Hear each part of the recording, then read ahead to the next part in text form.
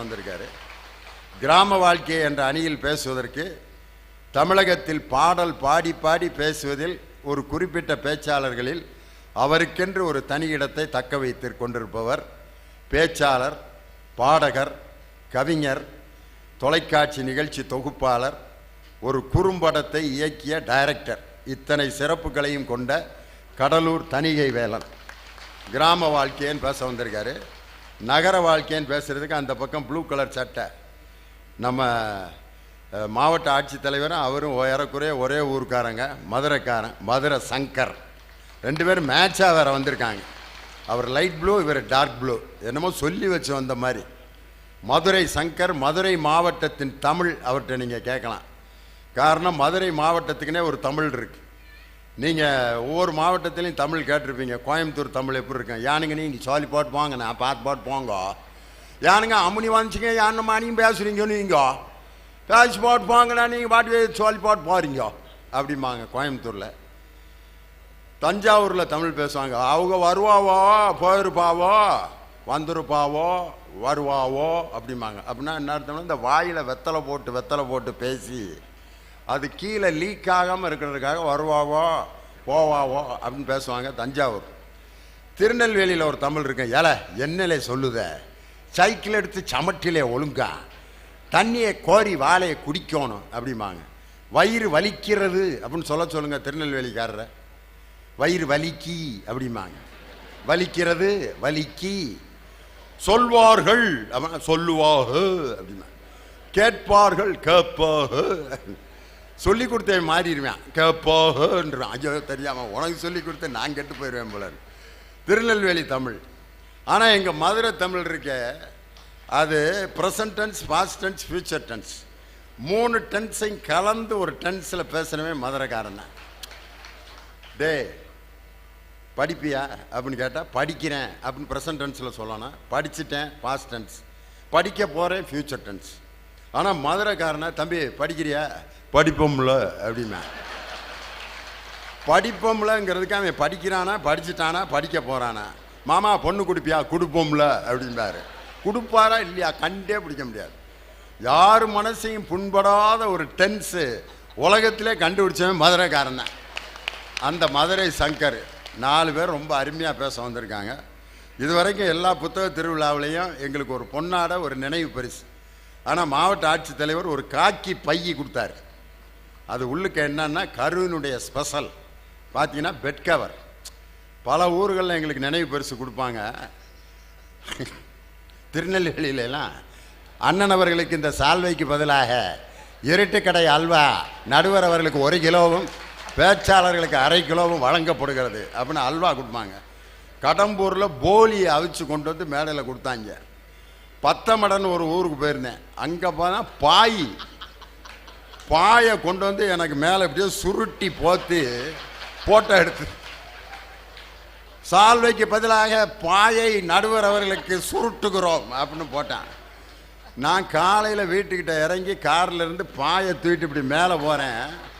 எங்கள் வீட்டுக்கு பக்கத்தில் இருக்க கிழவிக, லியோனி எங்கே போயிட்டு வர்றாரோ, பாயோட போவாங்க போல இருக்க ராத்திரி போகிறேன், பாவம் அந்த புள்ள அப்படின்ட்டு என் வீட்டுக்காரமாக்கு அது இரங்கல் வாசிக்க ஆரம்பிச்சிருச்சு. பாய் எடுத்துக்கிட்டு எங்கேயோ நான் போயிட்டு வந்தேன்ட்டு. பத்தமடையில் பாய்.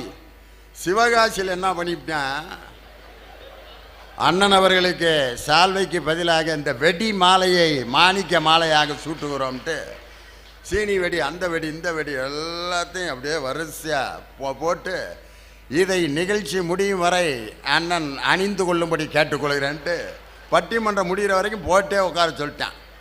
முன்னால் ஒருத்தன் பீடி பற்ற வைக்கிறதுக்கு தீப்பெட்டி எடுத்து இப்படி உரசுனான்.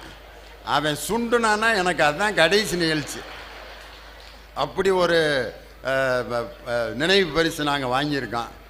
உண்மையிலே இந்த கரூரில் தான் ஒவ்வொரு முறையும் நாங்கள் படுத்து தூங்கும் பொழுது இந்த கரூரை நினைத்து கொண்டே நீ தூங்க வேண்டும் என்பதற்காக அருமையான ஒரு நினைவு பரிசை எங்களுக்கு கொடுத்துருக்கீங்க. அதுக்காக உங்களுக்கு உங்களுடைய உழைப்பில் விளைந்த அந்த பொருள் உங்கள் அனைவருக்கும் நன்றி வாழ்த்துக்களை சொல்லி, நானே பேசிகிட்டு இருந்தால் அப்புறம் பட்டிமன்றம் எப்போ தொடங்குறது, மழை வேறு பெஞ்சிட்ருக்கு, வெளியில் அவ்வளோ பெரிய கூட்டம். ஐயா மாவட்ட ஆட்சித்தலைவர் வெளியில் வேற டிவி வச்சு வர முடியாதவங்க வெளியிலும் நின்று பார்க்கின்ற அளவிற்கு ஒரு அற்புதமான ஏற்பாட்டை செய்திருக்கிறார்கள். அதனால் பட்டிமன்றத்தை தொடங்குவதற்கு நிம்மதியும் மகிழ்வும் தருவது கிராம வாழ்க்கையா நகர வாழ்க்கையா என்ற அணியை பேராசிரியர் விஜயகுமார் உங்களுடைய பலத்த கரவொலியோடு தொடங்கும்படி அன்போடு கேட்டு விடைபெறுகிறேன்.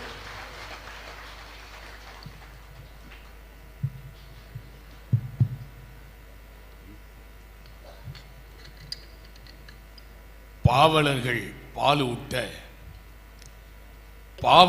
பாலூட்ட பாண்டி பழம்பதியில் காவலர்கள் தாளாட்ட கற்ற மனங்களிலும் தொட்டிலே அன்று துயின்று மிக வளர்ந்து பட்டுப்போல் நாவசைத்து பால் மழலை சொல்லி வந்த கட்டி தமிழே கவிதை பெருஞ்சுவைய எட்டு திக்கும் எழில் வளர்த்த பூமகளே தொட்டிலே கிடந்த என்னை தொல்காப்பியன் படுத்த கட்டிலே கிடகின்ற கனிமகளே கனிமணக்க பேசும் கற்றோர் அவையினிலே நடை பயில வந்திருக்கும் நான் உந்தன் இளைய மகன் உந்தன் பாதம் தொட்டு தொடங்குகிறேன் தூயவளே தமிழ் தாயே வாழியணி.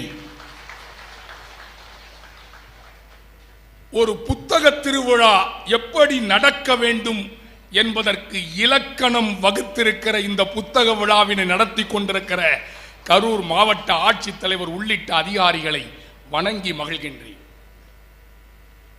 தமிழ்நாடு பாடநூல் கழகத்தினுடைய ஆற்றல் மிகு தலைவராக இருந்து பல்வேறு புரட்சிகளை தமிழக முதல்வர் அவர்களின் எண்ணத்திற்கு ஏற்ப நடாத்தி கொண்டிருக்கிற நாடறிந்த நற்றமிழ் நாவலர் அமெரிக்க பல்கலைக்கழகத்தின் சார்பிலே டாக்டர் பட்டம் பெற்றிருக்கிற அண்ணன் திண்டுக்கல் லியோனி அவர்களே, மேடையிலே வீட்டிருக்கின்ற அறிஞர் பெருமக்களே, சக்தியின் வடிவங்களாக என் கண்களுக்கு தென்படுகிற தாய்மார்களே, உங்கள் அனைவருக்கும் என் இனிய வணக்கம். இனி என் தலைப்பின் தொடக்கம்.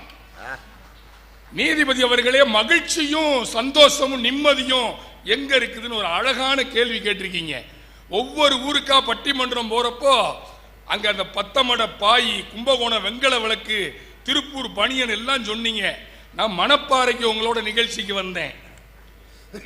மணப்பாறை முறுக்கு இஷ்டம் போல நொறுக்கு அப்படின்னு வித்துட்டு வந்தேன். ஒரு 2 பாக்கெட்டை வாங்கி கொண்டு போய் என் மனைவிக்கு கொடுக்கலாம்னு கொடுத்தேன். நான் அப்புறம் நைட்ல பசிக்கும் அப்ப சாப்பிட்டுக்கிறேன்னு வச்சுட்டா. நைட்டு 1 மணிக்கு போய் எந்திரிச்சு முறுக்க சாப்பிட்டு என்னை எழுப்புறான். என்னங்க எந்திரிங்க, முறுக்கா வாங்கிட்டு வந்திருக்கீங்க, கசக்குது அப்படின்னா. ஏண்டி மணப்பாறை முறுக்கு நல்லா இருக்குமேடி அப்படின்னு லைட்டை போட்டு பார்க்குறேன், முறுக்கு அப்படியே இருக்கு. இந்த படுபாவி கொசுவத்தி சூரில் சாப்பிட்டுருக்கா முறுக்கு. எங்க பட்டிமன்ற அனுபவத்தை எழுதலாம். நீதிபதி அவர்களே, சிற்றூரும் வரப்படுத்த வயலும் 6 தேக்கிய நல் வாய்க்காலும் கற்பிழந்து நெல் பிளந்து கனிகள் வெட்டி கருவியெல்லாம் செய்து தந்து தமிழகத்தின் நெற்களஞ்சியமாக மாற்றுகிற கிராமங்கள் தான் நமக்கு சோறு போடுகிறது. அதெல்லாம் எங்க இனியவனுக்கு தெரியாதா? நான்லாம் டவுன்ல வாத்தியாரா இருக்கேன், படாத பாடுபடுறேன். நான் எப்படி மகிழ்ச்சின்னு பேச முடியும்? ஒரு பையன்கிட்ட கேட்டேன், டேய் நான் எது வரைக்கும் பாடம் எடுத்தேன்? பெல் அடிக்கிற வரைக்கும் சார். படிச்சு முடிச்சுட்டு என்னடா பண்ண போறீங்கன்னு புத்தகத்தை மூடி வைப்பான் சார். டேய் இந்தியாவுக்கு படிச்சு முடிச்சு ஒரு பேர் வாங்கி கொடுங்கடா அப்படின்னு. ஏன் சார் இந்தியான்ற பேர் நல்லா இல்லையா சார்? படாத பாடுபட்டு இருக்கிறோம் நாங்க டவுன் பள்ளிக்கூடத்தில், நகரத்து பள்ளிக்கூடத்தில். ஆனா கிராமத்து பள்ளிக்கூடத்தில் மாதா பிதா குரு தெய்வம் என்று சொல்லிக் கொடுத்தது கிராமத்து பள்ளிகள். டவுன்ல சொல்றேன் மாதா பிதா குரு கூகுள் தெய்வம் அப்படின்ட்டு. நீ டிவி தான் எல்லாம். 3ஆம் கிளாஸ்க்கு இன்டர்வியூ நடந்துச்சு ஒரு மெட்ரிகுலேஷன் பள்ளியில. பூமி உருண்டைய திருப்பி சுத்தி விட்டுட்டு அந்த தலைமை ஆசிரியர், என்ன மாதிரி ஒரு ஆசிரியர், தம்பி இது என்ன அப்படின்னு கேட்டார். தமிழ்ல பேசினாதான் சீட்டு கொடுப்பாங்கன்னு நினைச்சு பூமி உருண்டைன்னு சொல்லி இருக்கலாம். அல்லது ஆங்கில பள்ளிக்கூடம் ஆங்கிலத்தில் பேசணும்னு நினைச்சு சுத்தி விட்டோன்னே திஸ் இஸ் குளோப் அப்படின்னு சொல்லி இருக்கலாம். அப்படி சுத்தி விட்டோன்னு அந்த பையன் சொன்னா, நீதிபதி அவர்களே நீங்கள் பார்த்து கொண்டிருப்பது சன் டிவியின் தமிழ் மாலைன்னு. இன்னைக்கு நிலவரம் அப்படித்தானே இருக்குது. நீதிபதி அவர்களே, கிராமம் என்பது பல்லாங்குழி விளையாட்டும் நொண்டி விளையாட்டும் முங்கு நீச்சலும் பம்பரம் விளையாடுறதும் கிராமத்தில் தானே இருக்கு. அந்த சந்தோஷம் கிடைக்குமா? பாவாடை தாவணியில் பார்த்த உருவமா, பூவாடை வீசி வர பூத்த பருவமா. திருவிழானாலே சந்தோஷம் சார். நல்லா மதுரைக்காரன். எங்க சித்திர திருவிழா நடக்கும் பாருங்க, அந்த சித்திர திருவிழா ஆனந்தம் சித்திரை திருவிழாவில் நம்ம ஆளை பார்க்கறதுக்காக நம்ம ஆள் நிற்பான். மாப்பிள்ள கடவுள் வருதுரா அப்படின்னு. ஓ, சித்திரை திருவிழாவில் சாமி முருகன் சிவன் பிள்ளையாரெல்லாம் வருவாங்களோ அப்படின்னு நினச்சிக்கிட்டு இருந்தா என் ஃப்ரெண்டு சொல்லுவான் பக்கத்தில் இருந்து, மாப்பிள்ள கடவுள் ஃபேமிலியோட வருதுரா அப்படின்னு. ஓ, ஃபேமிலினா பார்வதி எல்லாம் சேர்ந்து ஃபேமிலியோட போடும். பக்கத்தில் வந்தோன்னு சொல்கிறேன், மாப்பிள்ளை எப்பவுமே சாமி கடவுள் தேரில் தான் வரும், இப்போ காரில் வந்திருக்கிறான்னு. ஒரு காதலை சொல்லுகிற போது கூட நயமாக சொல்லுவது கிராமத்து வாழ்க்கை. ஆனா நகரத்து வாழ்க்கை நரகத்து வாழ்க்கை இல்லையா சார்? டவுன்ல போய் சம்பாதிக்கலாம், பணத்தை சம்பாதிப்பது நகர வாழ்க்கை, உறவுகளை சம்பாதிப்பது கிராமத்து வாழ்க்கை தானே நீதிபதி அவர்களே. சென்ன பட்டணம் எங்க சங்கரே உனக்காக தான் ஒரு சினிமாவில் பாட்டு போட்டான். நீதிபதி அவர்களே, சென்ன பட்டணம் எல்லாம் கட்டணும், கைய நீட்டினா காசு மழை கொட்டணும், குடிக்கிற தண்ணி காசு, கொசுவ விரட்ட காசு, ஆட்டோ மீட்டர் காசு, அர்ச்சனை சீட்டும் காசு, எல்கேஜியும் காசு, எம்பிபிஎஸும் காசு, இட்லிய வித்தாலும் காசு, எங்க சங்கர் கிட்னிய வித்தாலும் காசு, காசு காசு காசு காசு காசு. உறவுகளை மதிப்பது கிராமம் நீதிபதி அவர்களே. சித்தப்பா பெரியப்பா மாமே மச்சினே அண்ணே தம்பி. அப்பார்ட்மெண்ட்ஸ் வாழ்க்கையிலே இனியவனவர்களே, எங்கள் குழந்தைகள் நிலாச்சோரை இழக்கிறார்கள் என்று ஒரு கவிஞன் எழுதினான். நிலாச்சோறு சந்தோஷம் கிராமம் தானே. அழகா சொல்லுவா, அம்மா சோறு ஊட்டுறப்ப பாட்டிக்காக ஒரு வாய், அம்மாவுக்காக ஒரு வாய், தங்கச்சிக்காக ஒரு வாய்டா, பெரியப்பாவுக்காக ஒரு வாய், மாமாவுக்காக ஒரு வாய். அந்த நிலாச்சோரிலே கூட கிராமத்து தாய் பாடம் எடுத்தாள். இம்புட்டு பேர் சோரை நீ சேர்த்து சாப்பிட்டுருக்க, நாளைக்கு படிச்சு பெரியாள் ஆன பிறகு இம்புட்டு பேருக்கு சோறு போடுகிற கடமை உனக்கு இருக்கிறது என்று சொல்லிக் கொடுத்த அந்த நிலாச்சோறு இருக்குதா இல்லையா? நீதிபதிகளை நீங்க பம்பரம் விளையாண்டுருக்கீங்களா? யோ, பம்பரம் விளையாடாத ஒரு மனுஷன் ஐயா. நாங்கெல்லாம் பம்பரம் மேட்ச் விளையாண்டவங்க. பக்கத்து தெருவுக்கு எங்களுக்கும் பம்பரம் மேட்ச் விளையாண்டு அதுக்கு கப்பெல்லாம் கொடுப்போம். அப்படி பெரிய கேம் மாதிரி நடத்துவோம் பம்பரத்தை. நீதிபதி அவர்களே, ஒரு கவிஞன் அழகா சொன்னான், அந்த பம்பரம் விளையாடுறப்போ ஒரு பழமொழி சொல்ல, சைன் வெள்ளி குத்து அப்படின்னா, எங்கே கிடக்கிறதோ என் பால்ய காலத்து குத்துப்படாத பம்பரம் என்று அறிவுமதி என்கிற ஒரு கவிஞன் கவிதை எழுதினான். இன்னைக்கு எல்லாம் செல்போன்ல தானே சார் இருக்கிறான். உங்க நகரத்தில் எல்லாம் செல்போன் தானா? நான் கூட சொன்னேன், டேய் செல்போனை தாண்டி ஒரு உலகம் இருக்குடா, செல்போனை தாண்டி வெளியில வாடா அப்படின்னு. லிங்க் அனுப்புங்க வந்து பார்க்கிறேன். செல்போன் தானா? நீதிபதி அவர்களே, கிராமம் சொல்லிக் கொடுத்த பண்பாடு உலகத்தையே சுருக்கிடுச்சு உங்க நகரம். உள்ளங்கைக்குள்ளே உலகத்தை சுருக்கி இருக்கிறது உங்கள் நகரம். ஆனால் உள்ளங்கைக்கு சோரை கொண்டு வந்தது கிராமத்து விவசாயி தான் என்பதை நீங்கள் மறந்து விடக்கூடாது நீதிபதி அவர்களே. என் பிள்ளைலாம் எவ்வளோ சந்தோஷத்தை இழக்குது தெரியுமா? நான் கிராமத்தில் படித்தவன். எங்கள் வாத்தியாருக்கெல்லாம் அழகாக பேர் வைப்போம். எங்கள் வாத்தியார் இங்கே போடுவார் பேண்ட்டு, நான் அவருக்கு பேர் வச்சேன் நெஞ்சிருக்கும் வரை அப்படின்னு. வாத்தியாரை பார்த்தாலும் நாங்களாம் பயப்படுவோம். நீதிபதி அவர்களே, நகரத்திலே என்றைக்கு ஆசிரியர் கையிலே இருந்த பிரம்பு கீழே கலற்றி வைக்கப்பட்டதோ அன்றைக்கு ஒழுக்கம் போனது நீதிபதி அவர்களே. நாங்க எங்க ஸ்கூல் வாத்தியாருக்கு பேர் வச்சிருந்தோம்ல, அது சொல்லுங்க நீதிபதி. குற்றாலம். குற்றாலம் வாத்தியாரு ஏதோ அருவி மாதிரி பாடம் நடத்துற போல இருக்கு, அதனால குற்றாலம்னு பேர் வச்சிருக்காங்க. நாங்க அதுக்கு வைக்கல. அவர் பேசும்போது வாயிலிருந்து சாரல் அடிக்க. அதுவும் பிசிக்ஸ் வாத்தியாரு. த சசப்டபிலிட்டி ஆஃப் த மேக்னட்டிசம்னார்னா முன்னால் இருக்கிறேன் தலைக்கு ஊற்றிடுவேன். அப்படியே துண்டெடுத்து தொடச்சி இந்த மனுஷனை நான் என்ன விவரம் ஃபிசிக்ஸ் நடத்தி முடிகிறதுக்குள்ளே நான் குளிச்சிருவேன் போல இருக்குன்னு அவருக்கு குற்றாலம்னு பேர் வச்சோம். அது மாதிரி ஒவ்வொருத்தனை அந்த வாத்தியார்களுக்கு பேர் வைக்கிறது, எனக்கெல்லாம் என்னென்ன பேர் வச்சுருந்தாங்களோ இன்னும் விசாரிச்சா தான் தெரியும். நீதிபதி அவர்களே, வாத்தியார்னாலே ஒரு மரியாதை. வாத்தியாருக்கெல்லாம் துணி துவச்சு படித்தான், வாத்தியாருக்கு காய்கறி வாங்கி கொடுத்து படித்தான், வாத்தியாருக்கு நான் துணி துவச்சு கொடுத்து படித்தேன். இப்போ வாத்தியார் துணி மாதிரி துவைக்கிறேன். நான் சாமியை கும்பிட்டுடுவேன். அந்த காலத்துலலாம் படிக்க போகிறப்போ சாமியை கும்பிட்டு போவேன். இன்னைக்கு வாத்தியார் எந்த திட்டும் திட்டக்கூடாது, என்னைய மேக்ஸ் வாத்தியார் என்னை அடிக்கக்கூடாது, சயின்ஸ் வாத்தியார் எனக்கு கொட்டு வைக்கக்கூடாது. தமிழாசிரியர் என் தலையிலே அன்றைக்கு குட்டு வைத்ததால் தானே தமிழன்னை அண்ணன் லியோனி அவர்கள் மேடையிலே பேசுகிற மாதிரி தமிழன்னை என் நெற்றியிலே பொட்டு வைத்திருக்கிறார். இன்னைக்கு நகரம் அப்படி ஆயிடுச்சே சார். நகரம் நியாயமா இருக்கா? அன்னைக்கெல்லாம் கிராமத்தில் உறவுகள் கூட வந்துச்சு. இன்னைக்கு நகரத்துக்கு போன பிறகு நீதிபதி அவர்களே, EMI, interest, credit card, debit card இதுதானே கூட வருது. பலகாரம்லாம் நம்ம கிராமத்து பலகாரம் எப்படி இருந்துச்சு, உணவே மருந்தா இருந்துச்சு. இனியவன். ஆனா நீங்க டவுன்ல நகரத்துல என்ன சாப்பிடுறீங்க? இந்த நூடுல்ஸ் ஒன்னு இருக்கு, அதை எவன் கண்டுபிடிச்சான்னு தேடிக்கிறீங்க. நான் அந்த நூடுல்ஸ் பாத்தீங்கன்னா எங்க கிராமத்துல அந்த காளமாடும் பசுமாடும் வைக்கோல தின்ற மாதிரியே தின்னுவாங்க. அந்த நூடுல்ஸ் சாப்பிடுறப்போ உணவு போச்சு. கிராமத்து விளையாட்டுகள் மகிழ்ச்சி தந்தது. ஆனா உங்க நகரத்து விளையாட்டு என்ன தருது? எப்படி சீக்கிரமா சூடு. டேய் வாடா வாடா கோவிலுக்கு போகணும், அம்மா கூப்பிடுறா, பையன் சொல்றேன் டவுன்ல, அம்மா அம்மா இருமா 5 நிமிஷத்துல 50 பேரை சுட்டுட்டு வந்துடுறேன். ஆனால் கிராமத்து விளையாட்டு பண்பாட்டை சொல்லியது. பூ பறிக்க வருகிறோம், பூ பறிக்க வருகிறோம். எந்த பூவை பறிக்கிறீர்? ரோஜா பூவை பறிக்கிறோம். யாரை விட்டு பறிக்கிறீர்? மல்லிகாவை விட்டு பறிக்கிறோம். அப்படி பண்பாட்டை சொல்லி கூடி விளையாட கத்துக் கொடுத்ததுங்க. இல்லாத இடத்தில் இருந்து கஷ்டப்படுகிறவர்களுக்கு இருக்கிற இடத்துல இருந்து எடுத்து இல்லாதவங்களுக்கு கொடுக்கணும்னு சொல்லி கொடுத்தது பல்லாங்குழி.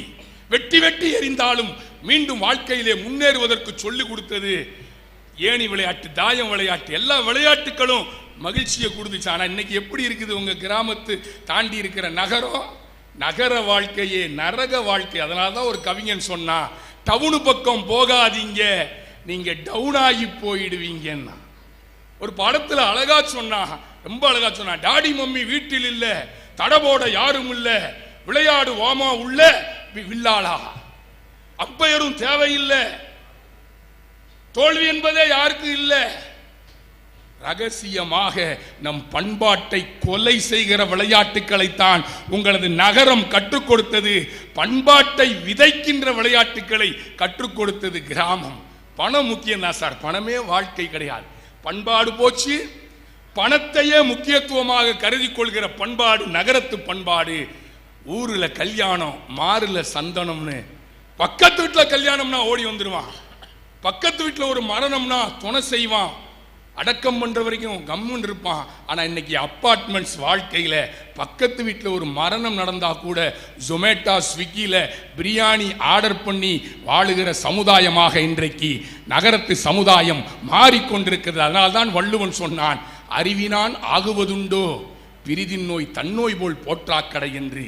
கிராமம்தான் இந்தியாவின் முதுகெலும்பு என்று தேசத் தலைவரை வாக்குமூலம் கொடுத்திருக்கிறார் என்பதை இந்த மன்றத்திலே சொல்லி நல்லதொரு தீர்ப்பை நடுவர் அவர்கள் வழங்குவார். ஏனென்றால் திண்டுக்கல் பக்கத்தில் இருக்கிற ஒரு கிராமத்தை சேர்ந்தவர் தான் நம்முடைய அண்ணன் ஐ லியோனி அவர்கள் என்பதை சொல்லி வியக்க வைத்த ரசிக பெருமக்களுக்கு நன்றி கூறி கிராமமே என்று சொல்லி விடைபெறுகின்றேன். நன்றி, வணக்கம். விஜயகுமார் ரொம்ப அற்புதமான கருத்துக்களை சொல்லிட்டார். அப்பார்ட்மெண்ட் வாழ்க்கை நகர வாழ்க்கையினர்.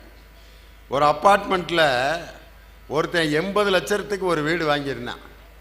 பால் காய்ச்சறதை கூப்பிட்டுருந்தேன் என்னைய, நானும் போயிருந்தேன்.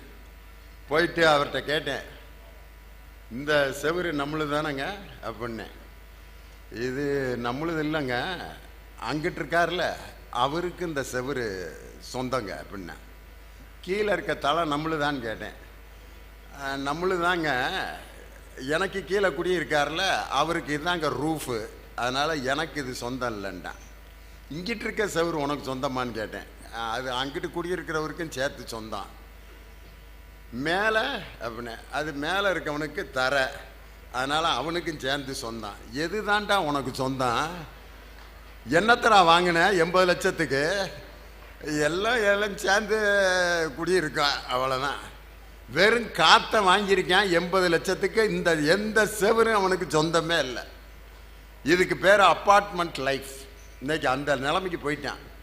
இதைத்தான் அன்னைக்கே அனுபவி ராஜா அனுபவிக்கிற படத்தில் நாகேஷ் சென்னையில் பாடிட்டு போவார். மெட்ராஸ் நல்ல மெட்ராஸ், மெதுவா போறவுக யாரும் இல்லை, இங்கே சரியா தமிழ் பேச ஆளும் இல்லை, அம்பளைக்கும் பொம்பளைக்கும் வித்தியாசம் தோணலே, அநியாயம் மாத்தாடியோ. மெட்ராஸ் நல்ல மெட்ராஸ், சிட்டு கட்டு கணக்காக இங்கு வீட்டை கட்டி இருக்காக, வீட்டை கட்டி இருந்தாலும் சிலர் நோட்டு மேல படுக்காக. பட்டணத்து காதலுக்கு, பட்டணத்து காதல் பார்த்தீங்கன்னா அது பாதியிலே முடிஞ்சு போயினா எங்கள் பட்டிக்காட்டு காதலுக்கு மிகப்பெரிய உரமும் நிம்மதியும் இருக்குது அப்படின்னு அந்த பாட்டில் சொல்லிட்டு வருவார். அதில் ஒரு வார்த்தை சொல்கிறாரு, மெதுவாக போகிறவங்க யாரும் இல்லை. சென்னையில் அந்த பீச் ரோட்டில் காலையில் பார்த்தீங்கன்னா வேகமாக போயிட்டுருப்பாங்க. எங்கடா போகிறீங்க? போயிட்டுருக்கான். நீயே? நானே போயிட்டுருக்கேன். ஏன்டா மெதுவாக போக வேண்டியது? மெதுவாக போனோம்னா சந்தேக கேஸில் பிடிச்சிட்டு போயிடுவாங்க போலீஸ்காரங்க.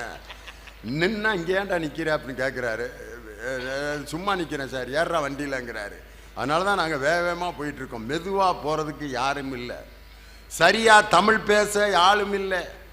மெட்ராஸ்லாம் நீங்கள் போனீங்கன்னா பாதி வார்த்தை விளங்கும், பாதி என்னையை ஒருத்தன் பைத்தியம் பிடிக்க வச்சுட்டான். கும்மிடி பூண்டின்னு ஒரு ஊருக்கு நிகழ்ச்சி நடத்த போனேன். என்னை ட்ரெயினில் ரிசீவ் பண்ண வந்தேன். நான் இல்லையோ அண்ணாச்சா துணியா பேஷன் இருக்கிறா வாத்தரா இல்லையோன்னு என்னை இட்டுன்னு போடான், நான் இவங்களெல்லாம் இட்டுன்னு போகிறேன்னா.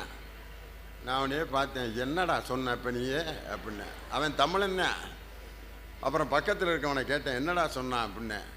இல்லை உங்களை இட்டுன்னு போகிறேன்னு சொன்னேன். இட்டுன்னு போகிறதுனா என்னடா அப்படின்னு கேட்டேன். கூட்டிகிட்டு போகிறதுன்றேன். அங்கே கூட்டிகிட்டு போகிறதுனா அர்த்தம் வேறு. லியோனியை கூட்டிகிட்டு போய் இவரை கூட்டிகிட்டு போய் நான் என்ன செய்கிறதுங்க. அங்கே இட்டுன்னு போகிறது தான் தமிழ். நாஷ்டா துணியா அப்படின்னா காலை சாப்பாடு சாப்பிட்டியா. இப்படி ஒரு தமிழ் பேசுகிற இடத்துல கிராமத்தில் இருக்கக்கூடிய அந்த அழகான தமிழ் எவ்வளவு சுகம் அப்படின்னு சொல்லி யார் விஜயகுமார் ரொம்ப அருமையாக பேசினார். அதுக்கு பதில் சொல்லணும். உங்களுடைய பலத்த ஆரவாரங்களோடு கவிஞர் இனியவன் வருகிறார். வாங்க. தொடுவானில் கன்னத்தை சிவக்க வைத்து தொல்லுலகில் வாழ்விக்கும் இருளை மாய்த்து நெடுவானில் நடைபயிலும் உதயசூரியனின் கதிரை வழங்கி என்னுடைய உரையை துவங்குகின்றேன். நடுவர் உள்ளிட்ட அவைக்கு என்னுடைய பணிவான வணக்கம். இந்த ஊரை பார்த்து ரொம்ப பொறாமப்படுறேன். வாரணாசியில ஒரு ஐஐடி இருக்கு. அந்த ஐஐடிக்கு முன்னாள் ஜனாதிபதி அப்துல் கலாம் ஐயா அவர்கள் சிறப்பு விருந்தினராக போகிறார். போன உடனே நிகழ்ச்சிக்கு வந்த அவர் மேடையில் இருக்கின்ற நாற்காலியை அட்ஜஸ்ட் பண்றார். இது வேண்டாம், இதை எடுங்க, இதை மாத்துங்க அப்படின்னார். ஒரு ஜனாதிபதியாக இருக்கின்ற ஒருவர் போய் அந்த வேலை செய்ய வேண்டிய அவசியம் இல்லை. ஏன் அவரை மக்கள் ஜனாதிபதி என்று சொன்னால் அந்த அளவுக்கு இறங்கி செய்த காரணத்தால் மக்கள் ஜனாதிபதி. நான் அதை வேந்து பார்க்கிறேன். ஒரு ஜனாதிபதியுடைய புரோட்டோகால் படி தப்பு. அதற்கு பிறகு நான் வியர்ந்து பார்த்த ஒருவர் யார் என்று சொன்னால் கரூர் மாவட்டத்துடைய ஆட்சி தலைவர்.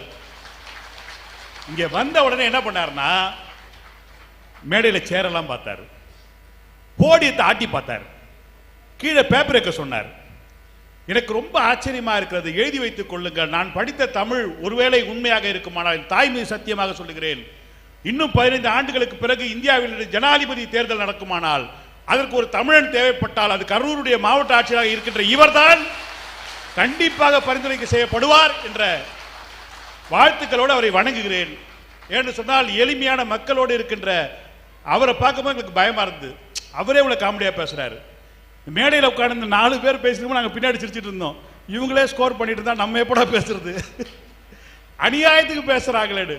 உலகத்திலேயே ஒரு ஆட்சி தலைவர் இவ்வளவு காமெடியா பேசி நான் பார்த்ததே கிடையாதுங்க. எந்த அமெரிக்காவுடைய ஆட்சி தலைவர் கூட பேச மாட்டார், அவர் பாட்டு ரிசர்வா தான் இருப்பார். ஆனா இவ்வளவு காமெடியா இவ்வளவு ஜாலியா இருக்கிறவர் மக்கள்கிட்ட எப்படி இருந்திருப்பார்? அப்ப என்ன பண்ணுவாங்க, மாசம் மாசம் குறை தீர்க்கும் மன்றத்தில் நிறைய பேர் போவாங்க. என்னன்னா அவர் ஜாலியா இருப்பாருங்க, அவர் நம்மளுங்க ரொம்ப சந்தோஷமா இருப்பாருங்க, அவர் நம்மகிட்ட பேசுவாருங்க, நம்ம பிரச்சனையை அவர் தீர்த்துவாருங்க, கொடுப்ப ஒரு நம்பிக்கை இருக்கு இல்லைங்களா? நான் கொரோனா நேரத்தில் ஒரு தேவாலயத்தில் நின்றுட்டு இருக்கேன். அந்த கதவுகள் மூடப்பட்டிருக்குது. திடீர்னு பின்னாடி இது ஒரு அம்மா சொல்றாங்க, ஏப்பா இது உனக்கே நல்லா இருக்கா அப்படின்னாங்க. நான் தான் என்ன மறைச்சிட்டு இருக்கிறேன்னு சொல்லி திரும்பினா அவங்க சாமிகிட்ட பேசுறாங்க, கோயில் மூடி இருக்குது, இது உனக்கே நல்லா இருக்கா, எவ்வளவு பேர் கஷ்டப்படுறாங்க, நீ பாட்டு உள்ள இருந்தா ஏதோ பாத்துக்கப்பா. அப்ப அந்த பெண்ணுடைய நம்பிக்கை என்ன தெரியுங்களா? கடவுள் இருக்கான், அவன் வந்து கண்டிப்பா செய்வான்னு உரிமையோடு கேட்கிறாள். நான் நம்புகிறேன் இந்த கரூருக்கு கடவுளாக இந்த கலெக்டர் இருக்கிறார், மக்கள் நம்பிக்கையோடு வருவார்கள், அவர்கள் குறைகள் தீர்க்கப்படும். இப்ப எங்க அண்ணன் லியோனி அவர்களுக்கு என்ன சந்தேகம்னா, என்ன ஒரு வருத்தம்னா, அவரை இட்டுன்னு வந்தே பெரிய தப்பு. மெட்ராஸ்ல இட்டுன்னு வந்துட்டாங்களாம். நான் கேட்கிறேன், இட்டுன்னு வந்தா என்ன பிரச்சனை கேட்கிறேன். ஏங்க இட்டுட்டு வர்றதுன்றது ரொம்ப தூய தமிழுங்க. இடுதல் என்பது வழங்குதல். மற்ற ஊர்ல வந்தா சாப்பிட்டீங்களா கேட்குறீங்களா, அது மாதிரி எங்கள் ஊரில் வந்து இட்டு அழைத்து வரல, இட்டுன்னு வந்தீங்கன்னு கூப்பிட்டாங்க. இதில் என்னங்க உங்களுக்கு கஷ்டம்? இவ்வளோ நல்லா உபசரிச்சவரை நான் கேட்டேனா ஐயா, சென்னை தமிழுக்கு கோனார் தமிழ் உரை எழுத சொல்லி கேட்டேனா, இட்டுன்னு வருதல் என்றால் என்ன அப்படின்னு விளக்கம் கொடுத்துருக்காரு. நடுவர் அவர்களே, என்ன நான் காலையில் 5 மணிக்கு நாங்கள் வந்து சேர்ந்தேன். என்ன உங்கள் ஊர் தாசில்தார் செந்தில்குமார் சாரும் மோகன் சாரும் காலையில் ரயில்வே ஸ்டேஷன் நின்றுந்தாங்க. ஒரு தாசில்தாருக்கு வேலையே கிடையாது. நான் உண்மையிலே வருத்தப்பட்டேங்க. விஜயகுமார்ட்ட சொன்னேன், இது தாசில்தாருக்கான வேலையே கிடையாது.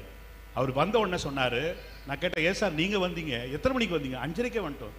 ஏன் சார் வந்தீங்க, ஒரு டிரைவர் அனுப்பியிருக்கலாம், இல்லை நாங்களே வந்திருப்போம்னா? அவர் வார்த்தை சொன்னார், எங்கள் வீட்டுக்கு வர விருந்தாளிகளை நாங்கள் எப்படி வரவேற்போமோ அதே மாதிரி எங்கள் ஊருக்கு வரவங்களும் வரவேற்போம். உண்மையிலே ஒரு புல்லரிச்சு போயிடுச்சுங்க. நீங்க அவரு பேசுறாரு, அவரு விஜயகுமார், இந்த நீதிமன்றங்கள்ல 3 வகையான வழக்கறிஞர் பார்க்கலாம். ஒன்று உண்மையை மட்டும் பேசுற வழக்கறிஞர், அவன் என்ன மாதிரியே பேசுவான், அமைதியா நிதானமா, my lord this is the problem, என் கட்சிக்காரர் நல்லவர் அப்படின்னு என்ன மாதிரி வாதாடுவான். இந்த கொஞ்சம் போய் கலந்து பேசுற வக்கீலுக்கு என்ன பண்ணுவான், எதிர இருக்கிற வக்கீலை பார்த்தியே கத்துவான். சுத்தமா சப்ஜெக்டே இல்லைன்னு வச்சுங்க, சத்தம் போட்டு கத்துனானா அந்த வக்கீலிட்ட சப்ஜெக்டே இல்லை, கூட்டத்தை கலைக்கிறது பார்க்கறானே, சூனாப்பானா உடாதரான்னு கலைக்கிற மாதிரியே கத்துறாரு. அவர் சொல்றாரு, பாத்தீங்களா சென்னையில் பாத்தீங்களா அப்பார்ட்மெண்ட் வாழ்க்கையில டாடி மம்மி வீட்டில் இல்லை, தடை போட யாரும் இல்லை, விளையாட போலாம், ஒரு பொண்ணு கூப்பிடலாமா? நான் கேட்கின்றேன் விஜயகுமார் அவர்களே, டாடி என்றால் என்ன அர்த்தம்? ஸ்பானிஷ் மொழியில பாடன்னு அர்த்தம், மம்மின்னு அர்த்தம், எகிப்திய மொழியில போனன்னு அர்த்தம். இப்ப என்ன அர்த்தம்? வீட்டில் பாடையும் இல்லை போனமும் இல்லை. ரெண்டாவது அவன் என்ன கேட்டா, டாடி மம்மி வீட்டில் இல்லை, தடை போட யாரும் இல்லை, விளையாட போக உள்ள இல்லை, வில்லாளான்னா மைதானம் தேவையில்லை, அம்பையரும் தேவையில்லை, யாருக்கும் தோல்வி. கேளண்டா மாமு, அது இண்டோர் கேமு, தெரியாம போனா ரொம்ப சேமு, எல்லைகள் தாண்டி அதுதான்டா தூளுன்னா. நீங்க தப்பா நினைச்சக்கூடாது நடுவர்களே. நீங்க மதுரைக்காரன், அந்த ஆள் மதுரைக்காரன் இருக்கா, நீங்க சப்போர்ட் பண்ணாதீங்க. அந்த பொண்ணு எவ்வளவு ஒழுக்கமான பொண்ணு பாருங்க, எல்லைகள் தாண்டி அதுதான்டா தூளுன்னு கூப்பிட்டுருக்கான். கேளண்டா மாமி இண்டோர் கேம், இண்டோர்ல என்னங்க கேம் ஆடுவோம், வீட்டுக்குள்ள 2 கேம் ஆடுவா, ஒன்னு கேரம் போர்டு, இன்னும் செஸ். கேரம் போர்டில் எல்லைகள் தாண்ட முடியாது, ஆனா செஸ்ல எல்லைகள் தாண்டலாம். இந்த 2 செஸ் பிளேயர் வந்து அவங்களை கூப்பிட்டு கேளுங்க, இங்க இருக்கிற பான் அந்த லாஸ்ட்ல எல்லை தாண்டிட்டானா குயின் எடுத்துக்கலாம், ஃபுல் பவர் தெரிஞ்சிடும். இது கூட தெரியலனா ரொம்ப சேமுன்னு சொன்னான். அவ கூப்பிட்டது CHESS செஸ் தானே தவிர விஜயகுமார் நினைக்கிற மாதிரி இல்ல. இதுதான் நகரத்துக்காரனுக்கும் கிராமத்துக்காரனுக்கும் உள்ள வித்தியாசம், புரியுதுங்களா? அவர் சொல்றார், பாசா இருக்கா, நாங்கள் பண்பாடை வளர்த்தோம். நான் கேட்கிறேன், கொரோனா காலத்தில் ஆனந்த விளம்பர பத்திரிகையில் ஒரு ஆர்டிக்கல் எழுதுறான், கொரோனா காலத்தில் எவனுமே உள்ள வரல, வெளியே வரவே இல்லை, வீட்டுக்குள்ளே இருந்தான். ஆனந்தவிடன் பத்திரிகையில் 2020 எனக்கு சரியா சொன்ன செப்டம்பர் மாதத்தில் ஒரு ஆனந்தவிடன் ஆர்டிக்கல் எழுதுறான். என்னன்னா, கொரோனா காலத்தில் 12 மாசத்துல 14 கொலைகள் ஒவ்வொரு மாவட்டத்தில் நடந்திருக்கு. சென்னையில் நடக்கல, ஞாபகத்தை வச்சுங்க. சென்னையில் என்ன நடந்தது அப்படின்னு பார்த்தீங்கன்னா, ஒரு பொண்ணு வீட்டில் சுக்கு காப்பி எடுத்துக்கிட்டு, வீட்டில் சுக்கு காப்பி செஞ்சுக்கிட்டு, யாருமே வெளியே வராத போது ஒரு பொண்ணு சென்னையில் பாரிஸ்காரில் ஆரம்பிச்சு 800 வரைக்கும் தனியாக அவள் சைக்கிளில் போய் ஒரு போலீஸ்காரங்களுக்காக சுக்கு காப்பி கொடுத்துக்கிட்டே போறான்னு சொன்னா, எங்ககிட்ட இல்லாத சார் பாசம், நீங்கள் கொலை பண்ணீங்க, நாங்கள் எல்லாருக்கும் காப்பி கொடுத்தோம், இது கூட தெரியாமல் வந்து நின்று லபோ திபோ ஐயோ அம்மா. வெள்ளம் நடந்துக்கல சென்னையில், சென்னையில் வெள்ளம் நடந்த போது இந்தியாவுடைய பிரதமருக்கு ஒரு கடிதம் போச்சு. ஒரு பையன் எழுதுறான், ஷாஜகான் ஒரு பையன் எழுதுறான், கடிதம் எழுதுறான், நேரடியாக எழுதுறான், யாருக்குமே இது பண்ணல. ஒரு காலத்தில் தமிழ்நாட்டுடைய முதலமைச்சராக இருந்தவருக்கு, கலைஞர் அவர்களுக்கு ஒரு பையன் கடிதம் எழுதுறான். என்ன தெரியும் எழுதுனா, ஐயா மாண்புமிகு முதலமைச்சர் அவர்களே, நான் இந்த கிராமத்தில் படித்தேன், நான் கஷ்டப்பட்டு படித்தேன், முதல் மதிப்பெண் எடுத்தேன், இதெல்லாம் எழுதி அப்பா அம்மா அந்த ஆர்டிக்கல்லாம் எழுதவே இல்லை. அவன் ஒரே வார்த்தை சொன்னான், தபர் மாண்புமிகு முதலமைச்சர் அவர்களே, நான் வரலாறு புவியியல் பாடத்தில் மதிப்பெண் அதிகம் எடுத்து விட்டேன், முதல் மதிப்பெண் எடுத்து விட்டேன், எனக்கு படிக்க காசு இல்லை, எனவே நீங்கள் தாருங்கள், முடிஞ்சு போச்சு. இந்த ஷாஜகான் எழுதுறான், யாருக்கு? இந்தியாவுடைய பிரதமருக்கு எழுதுறான். வெள்ளம் வருகிறது, சென்னையில் இருக்கின்ற மக்கள் எல்லாம் தவிக்கிறார்கள், தயவு செய்து டோல்கேட்ல இருக்கிற காசு வாங்குறது நிறுத்து, அவங்க சொந்த ஊருக்கு போனோம், நான் அனுப்பி வைக்க தயாராக இருக்கேன்னு சொல்லிட்டு அவன் சொன்ன ஒரு கடிதத்திற்காக 10 நாட்கள் டோல்கேட்ல எந்த டோல்கேட்லும் காசு வாங்கவில்லை. ஞாபகத்தை வச்சுங்க. ஆனா சென்னையில ஒரு விஷயம் நடந்ததுங்க. மசூதியில ஐயப்ப பக்தர்கள் உள்ள உட்கார்ந்து இருந்தாங்க. டிசம்பர் மாசம் மசூதியில முதல் முறையாக பாங்கு ஒலிக்கக்கூடிய மசூதியில் இருந்து பகவான் சரணம், பகவதி சரணம், சரணம் சரணம் ஐயப்பா என்று மசூதியிலிருந்து ஒலித்தது. நான் கேட்கிறேன், இதை எங்கேயாவது கிராமத்தில் பண்ணீங்களா நீங்க? அவ்வளவு தொண்டைக்கிழியை கத்துனிய, 2 பாட்டில் தண்ணியை குடிச்சிருக்க நீ. மதியம் மட்டன் பிரியாணி சாப்பிடும்போது எனக்கு ஒரு பீஸ் தரல, அந்த கோவம் எனக்கு இருக்கு, அது வேற விஷயம், அதை விட்டுருங்க சார். சமூக அக்கறை நகரத்தில் இருக்கிறவனுக்கு இருக்கும் சார். ஒரு சின்ன பையன், ஸ்கூல் பையன் போடும், இந்த குட்டி பையன் இருக்கான்ல, எங்க நடுவருக்கு தெரியாது அவன் யாருன்னு சொல்லிட்டு. நீங்க வர்றதுக்கு முன்னாடி இந்த மேடையை அவன் கலவரம் பண்ணிருந்தான். அவன் 8 மாதிரி வளைஞ்சான், 9 மாதிரி சுத்தினான். நமக்கே பயமா இருந்துட்டு அவன் உடம்புல எலும்பு இருக்கா என்னான்னு தெரியலன்னு. நீங்கள் எவ்வளவு கைத்தட்டல் வாங்கினீர்களோ அதே மாதிரி கைத்தட்டல் வாங்கிட்டு தான் அமைதியாக உட்காந்துக்கிறான். அவன் சாதாரணமானவெல்லாம் கிடையாது. இது மாதிரி ஒரு சின்ன பையன் கவிதை எழுதுறாங்க. குழந்தைக்கு போலியோ வந்துடுச்சு. கிராமத்தில் என்ன பண்ணீங்க? இது சாமி குத்தம், இது போன ஜென்மத்து பாவம், அவங்க அப்பா தான் என்ன பண்ணாலோ தெரியல, அதான் அனுபவிக்கிறான். ஒரு குழந்தை எழுதுன, சின்ன பையன் எழுதுனா, சின்ன குழந்தை உனக்கு வந்த போலியோ, நல்லா கேட்டுங்கோ, சின்ன குழந்தை உனக்கு வந்த போலியோ, வாயுக்குள்ள விட்ட சொட்டு உள்ள போலியோ, வருஷத்துக்கு 2 முறை மருந்து சாப்பிட நீ போலியோ, ஒருவேளை அரசாங்க மருந்து தான் போலியோன்னா. எப்போ முத போலியோ டிராப்ஸ் கண்டுபிடிச்சு வந்த போது சில குழந்தைக்கு ஒவ்வாமை வந்து, முத எந்த மருந்து கொடுத்தாலும் ஒவ்வாமை வரும். கொடுத்த பிறகு நடந்தது. அப்ப அந்த குழந்தை எழுதுச்சு. இன்னைக்கு போலியோவை ஒழித்தது யார் தெரியுங்களா? கிராமங்களில் நகரங்களில் இருந்த அமைப்புகள், சமூக அமைப்புகளும் சேர்ந்து அரசாங்கத்தோடு கைகோர்த்து இன்றைக்கு தமிழ்நாட்டில் போலியோ கிடையாது சார். இவர் இவ்வளவு கோவப்படுறாரு.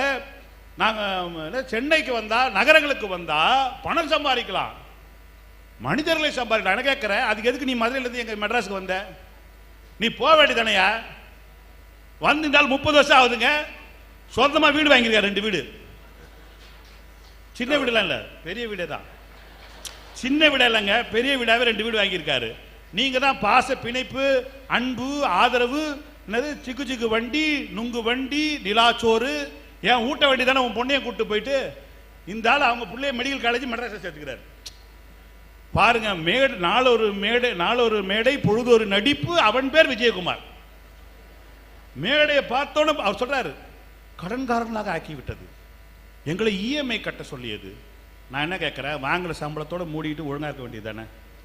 உனக்கு பக்கத்து வீட்டில் பணியாரம் சாப்பிட்டாங்கன்னா நீ கஞ்சி குடிச்சா குடிச்சிட்டு போ. அவன் வீட்டில் பணியாரம் சாப்பிட்டான்னு நீ இஎம்ஐ கட்டினா ஊந்தப்புது. அவன் தான் வான்னு உன் கிட்னி எடுக்க கூப்பிடுறானே, நீயா போய் விழுந்துட்டு அவன் இஎம்ஐ கொடுக்குறான். சார், கிராமத்தில் இருக்கிறதுக்கு தான் கபடி இருந்தது.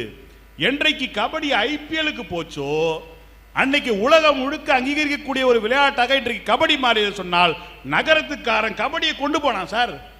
எங்கிட்ட அன்பு இல்லைன்னு சொல்றீங்க. 3 நாளைக்கு முன்னாடி செய்தித்தாளில் பார்த்துருப்பீங்க, பாகிஸ்தான்ல இருந்து 4 தீவிரவாதிகளை பிடிச்சிருக்காங்க. பிடிக்காம சும்மா பிடிக்கல, ஃபயர் பண்ணி தான் பிடிச்சிருக்கான். அவன் இன்ஜூரி ஆயிட்டான்.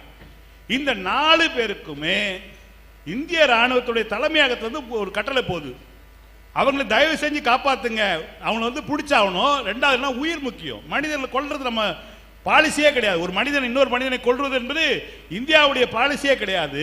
சொல்லிட்டு நம்ம போராத நேரம்னா அவனுக்கு ஓ நெகட்டிவ் அவ்வளவு சீக்கிரமா கிடைக்காது. 3 பாட்டில் ஓ நெகட்டிவ் கொடுத்து 4 தீவிரவாதிகளை காப்பாற்றக்கூடிய எண்ணம் நகரத்தில் இருக்கிறவனுக்கு. இதே ஊரா இருந்தா வகுந்து வெட்டியிருப்பீங்க. நீங்க பண்ணிருப்பீங்களா? இன்னொன்னு சொல்றாருங்களே, மகாத்மா காந்தி சொன்னாராம், கிராமங்கள் தான் என்னங்க சொன்னீங்க, முதுகெலும்பா, தலையை நல்லா ஆட்டு. எனக்கு என்னவோ இந்த ஆளுகிட்ட அந்த பிரக்யானந்தாவும் வைசாலியும் படிச்சது உண்மைதான். அந்த பசங்க எக்ஸ்ட்ரா இங்கே டியூஷன் படிச்சுக்குது சார். மகாத்மா காந்தி மெட்ராஸுக்கு வந்தார் சார். ரவுலட் சட்டம் இயற்றப்பட்ட பொழுது ஒரு விஷயம் நடக்குது.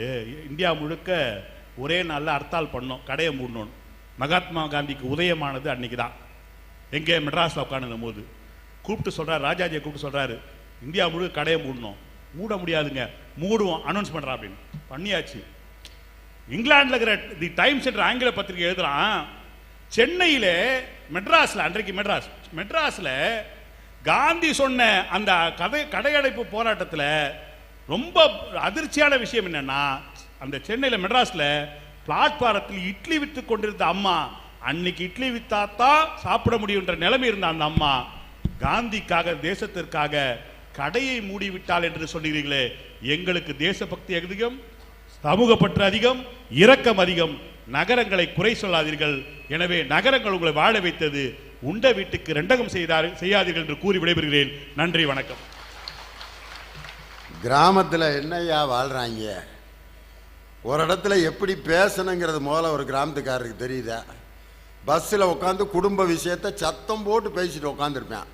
என் மகளை மோகனூரில் கட்டி கொடுத்தேன், 3வது நாளே துரத்தி விட்டாங்க. இது எல்லாத்துக்கும் தெரியணுமா? அந்த பஸ்ஸு முழுவதும் அவர் மகளை மோகனூரில் கட்டி கொடுத்தானா, 3வது நாளே விரட்டி விட்டாங்களாம். ஏன்டா இதை வந்து பக்கத்தில் இருக்கவன் தானே கேட்குறேன், மெதுவாக பேசு. இப்படி தான் ஒருத்தன் மொபைல் ஃபோனை எடுத்துக்கிட்டு எங்கள் ஊருக்கு பக்கத்தில் இருக்க ஒரு கிராமத்தில், ஆமாப்பா சொல்லு,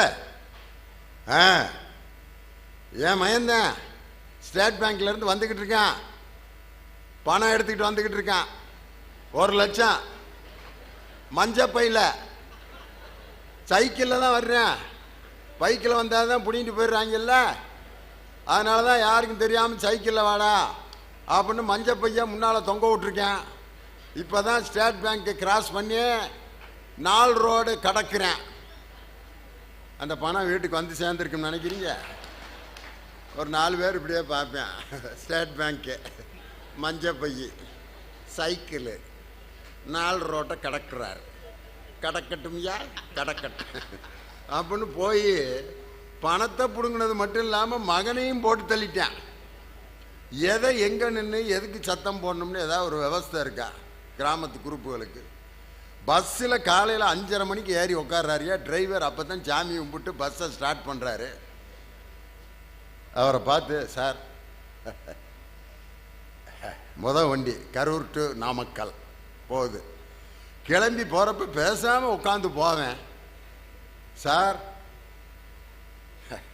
வண்டி போயிரும்ல அப்படின்னு இருக்கான். அவர் அப்போ தான் ஸ்டார்ட் பண்ணுறாரு. போகிறதுக்கு தாண்டா ஓட்டிக்கிட்டு இருக்கேன், உனக்கு ஏன்டா அப்படி ஒரு சந்தேகம்? அதில் இதே மாதிரி தான் 5 மணிக்கே முந்தா நாள் ஒரு டிரைவரு கரூர்லேருந்து திண்டுக்கலுக்கு குஜிலியம்பாறை வழியாக ஓட்டிகிட்டு போனார். வெள்ளியானை தாண்டலை, மோதனது தான். ஆஸ்பத்திரியில் இருக்கார். Driver spot out. அந்த டிரைவர் இருந்தா காலங்காத்தால எங்கேருந்துடா வந்து, உனக்கு ஒன்றும் ஆகாதியா, நீ ஓட்டியா. அவருக்கு அப்படியே காலு ஸ்பிரேக் எங்கே, ஆக்சிலேட்டர் எங்கன்னு தெலாவ ஆரம்பிச்சிட்டாரு. அவர் பாட்டுக்கு ஓட்டிகிட்டு போகிறாரு. உனக்கு என்ன?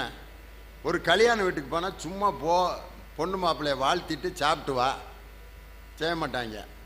பொண்ணுக்கு எம்புட்டு நகை போட்டிருப்பாங்க, 40 பார்த்தா பூரா கவரிங் மாதிரி தெரியுதுரா, ஏமாற்றி விட்டாங்க.